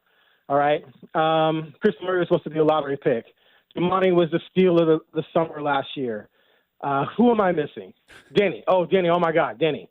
He had a breakout year, blah, blah. Okay, if all 10 of those things are true, why are you 21 win over and under in Vegas? Yeah. How can all 10 of those positive things be true and the over? That's easy money, isn't it? Why isn't everyone in Portland not mortgaging their house and betting over 21 wins if all 10 of those things are true? They're not all true. A lot of it's nonsense. And some of it's hype that we don't know if it's going to be real yet with Scoot and Shaedon.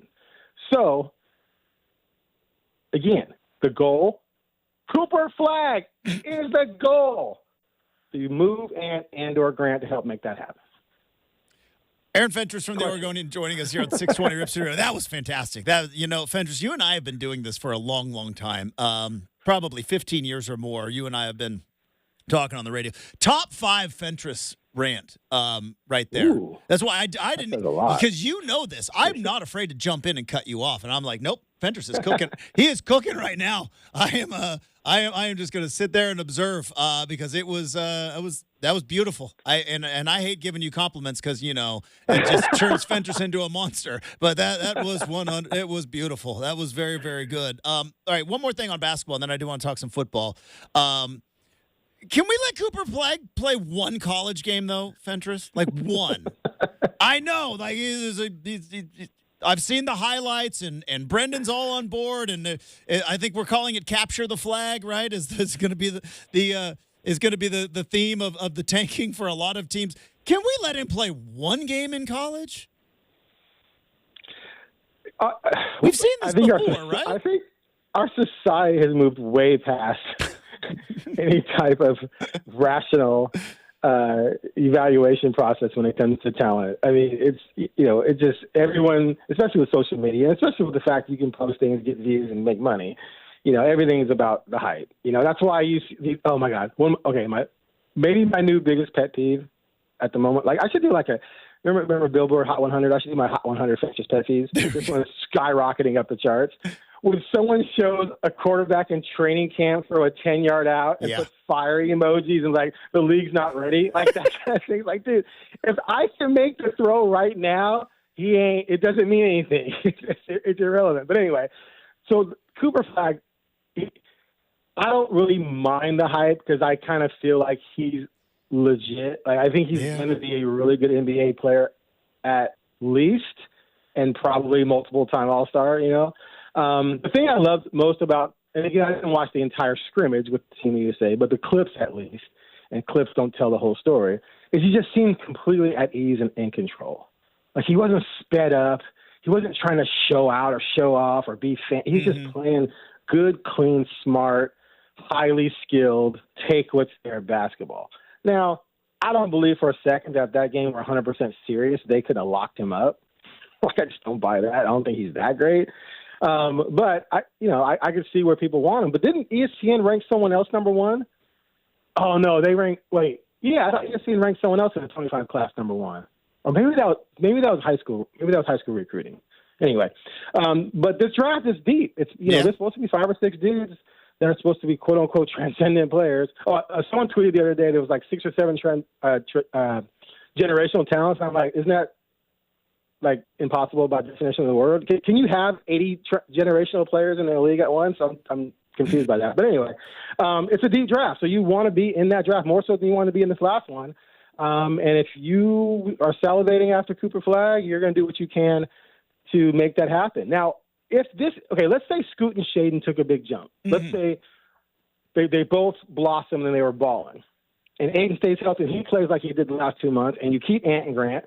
That team could accidentally at least mess around with the plan, right? But you don't want that because that doesn't do anything for you long term. I think Cooper Flagg is worth tanking for if ever there was a reason to tank. Aaron Fentress from the Oregonian joining us here on 620 Rip City Radio. We are 29 days away from college football kicking off. Oregon is a consensus top 5 team right now in the preseason. A lot of people have them as at the top of the Big Ten there with Ohio State. The roster seemingly loaded. Dan Lanning and vibes in Eugene Fentress are as high as they have ever been. How in the next 4 weeks are you going to throw cold water on this? Because I know you want to. I know you look at all of us Oregon homers who are just like, hey, you know what? Where's the national title game at? Let's start making plans right now. Should I buy tickets to both the semifinal and the final and the playoff? And I know you just want to throw cold water on it. Do you just picture me like Dr. Evil plotting to send sharks with laser beams on their heads or something? Is that? You are bald, and I would imagine you have a tiny little pet that you just like. Dress my dog up as me. Here's the thing. I do. First off, one, you make me laugh, and you make me chuckle, which is why we do this all the time. I do respect your takes. I disagree with them a lot of the times. I do respect them, but I do think there is something in your brain, Fentress, where you see the world is on social media zigging, and you go, how can I zag? I believe that's in your brain. It's not true. So this is how it works. I think A, and I think A makes perfect sense, and it's well thought out, and then I see someone say B, and I'm like, what? And then I react. I don't see people say B and go, I'm going to torpedo that. Okay. Okay, so listen. The Ducks clearly are going to be good. I would set the floor at 9 wins. And that's, I'm saying they're going to only win 9. I'm saying that's the floor. Like, to me, they're going to win at least 9. And then, their playoff fortunes, as you guys through. See, last time I was on, I was talking about 9-3 might get you in. So you guys were the ones being negative. But I did go back and look at a few years, and you guys are right. 9-3 is going to be a tough sell. And you guys have the perfect wins and the perfect losses. Yep. Regardless, I think 9's a gimme.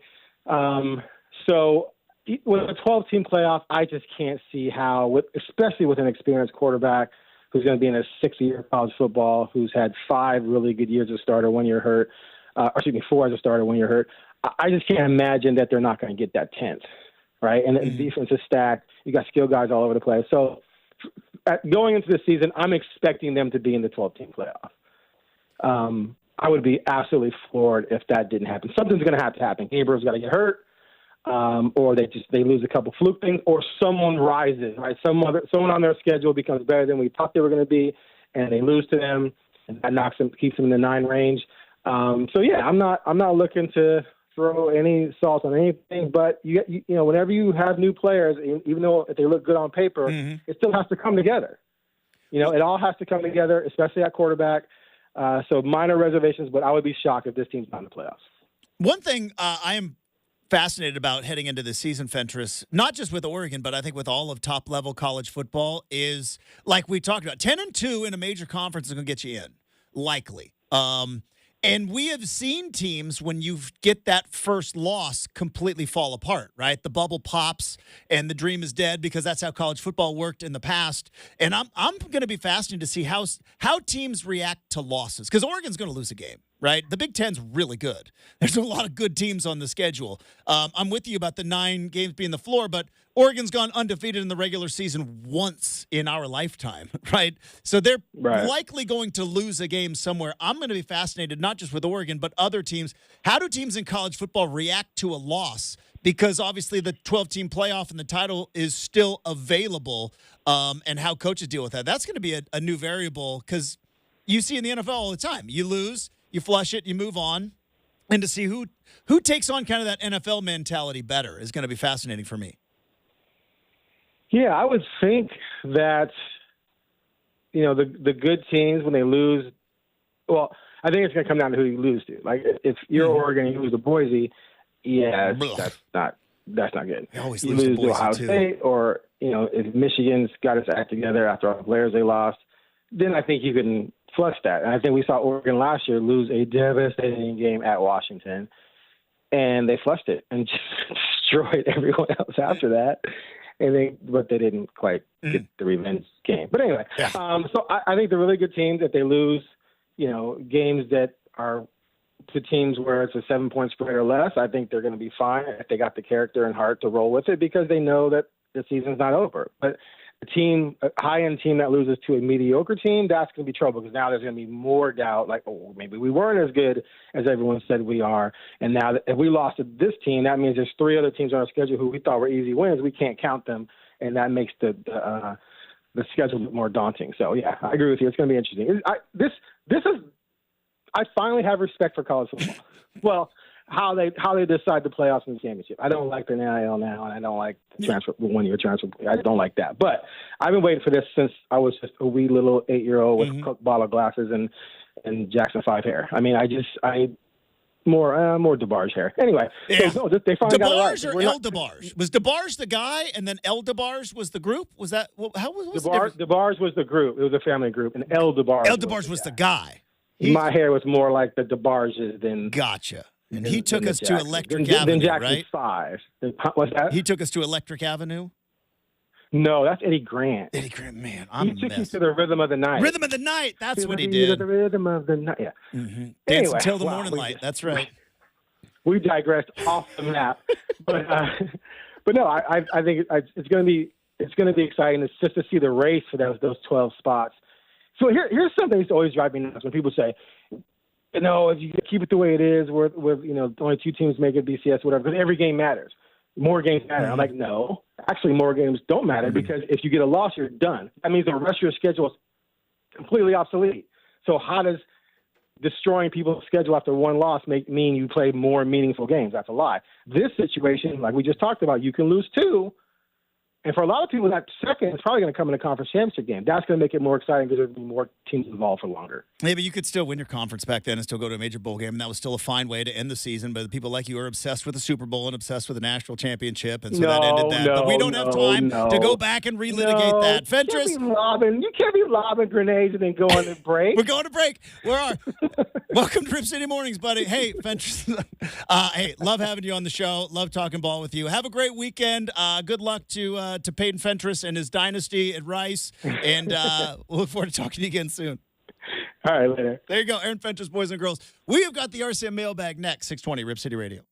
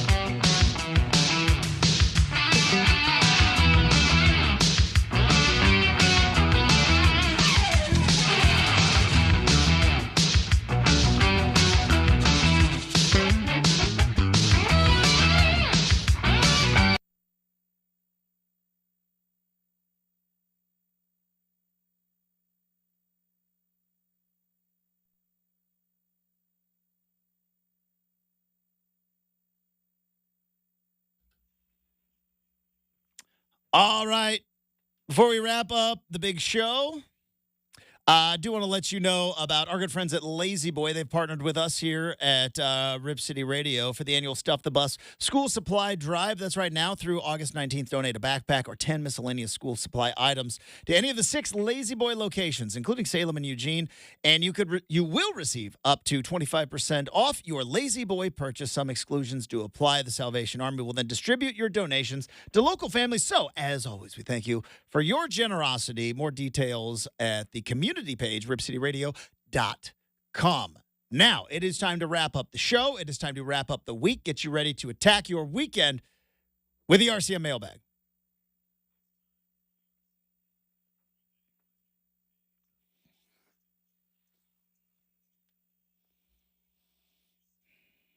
All right, firing at the big mailbag here on a Friday, Justin.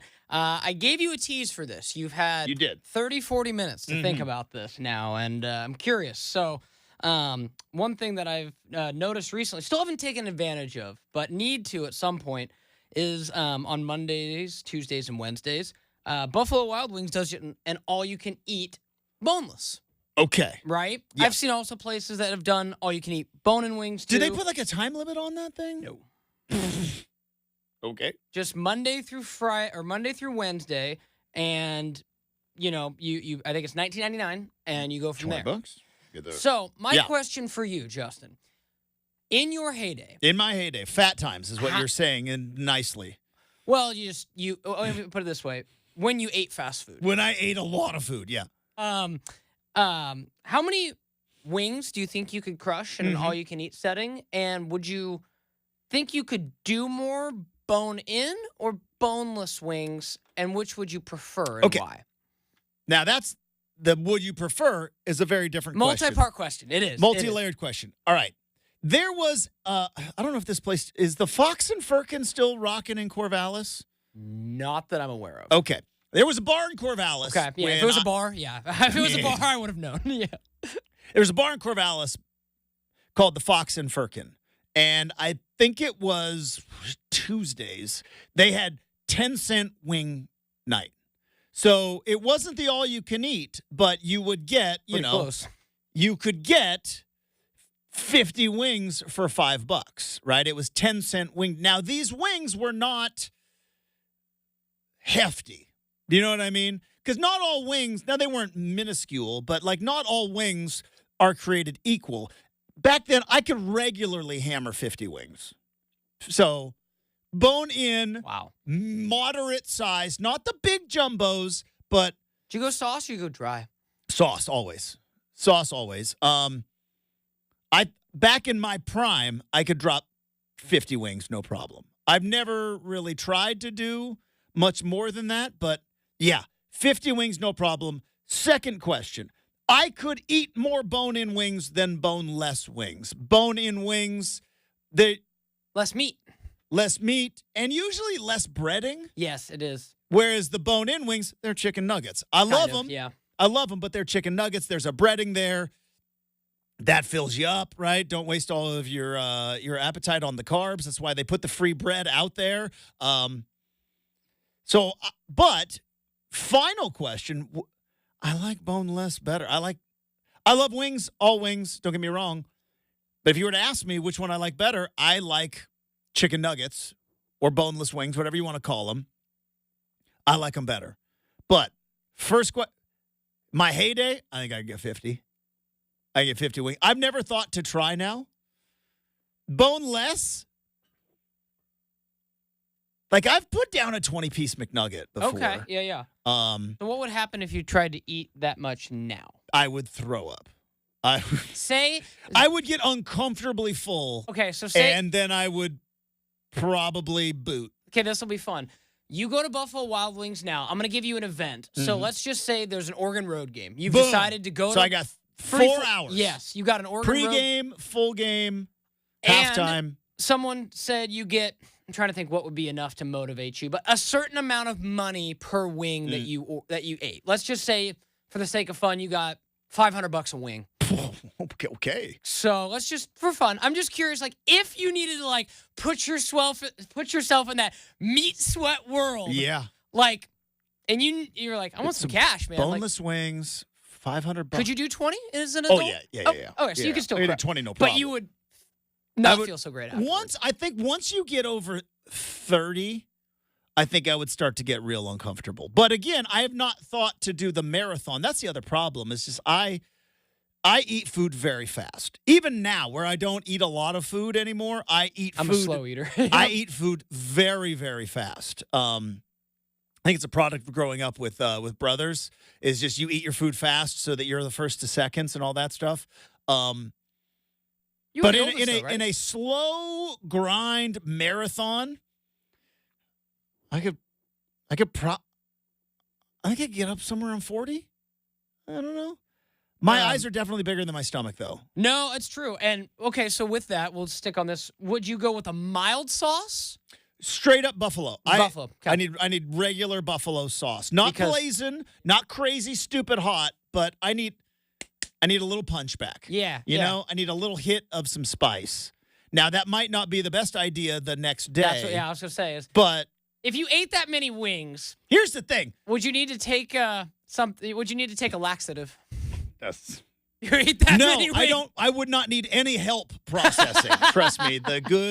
The universe shall do it. Here's the factor, though. How many beers am I having? As many as you want. I know. Well, that's a factor in how many I'm filling you going up. to eat because I'm probably going to start hammering beers and then I'm going to get all bloaty. And I think I get 40. I get my money's worth. All right, that's going to do it for the big show. Thanks to Aaron Fentress. Thanks to super producer Brenden. Thanks to all of you. Have a terrific weekend. We're back bright and early Monday morning here on 620 Rip City Radio.